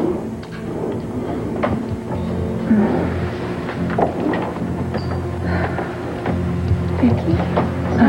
Is that you? Yes, hon, I'm right here. And Clint is here and Ace is here, too. Hey, how you feeling, honey? Oh, I'm not sure. What? Oh, Easy. shoulder. Oh. Easy. Larry said you took a pretty nasty cut or two in the explosion. Explosion? Last night, honey, somebody booby-trapped the door to your studio. Only by the grace of God, you're still alive. Bomb. I remember now. Rafe, is Rafe alive?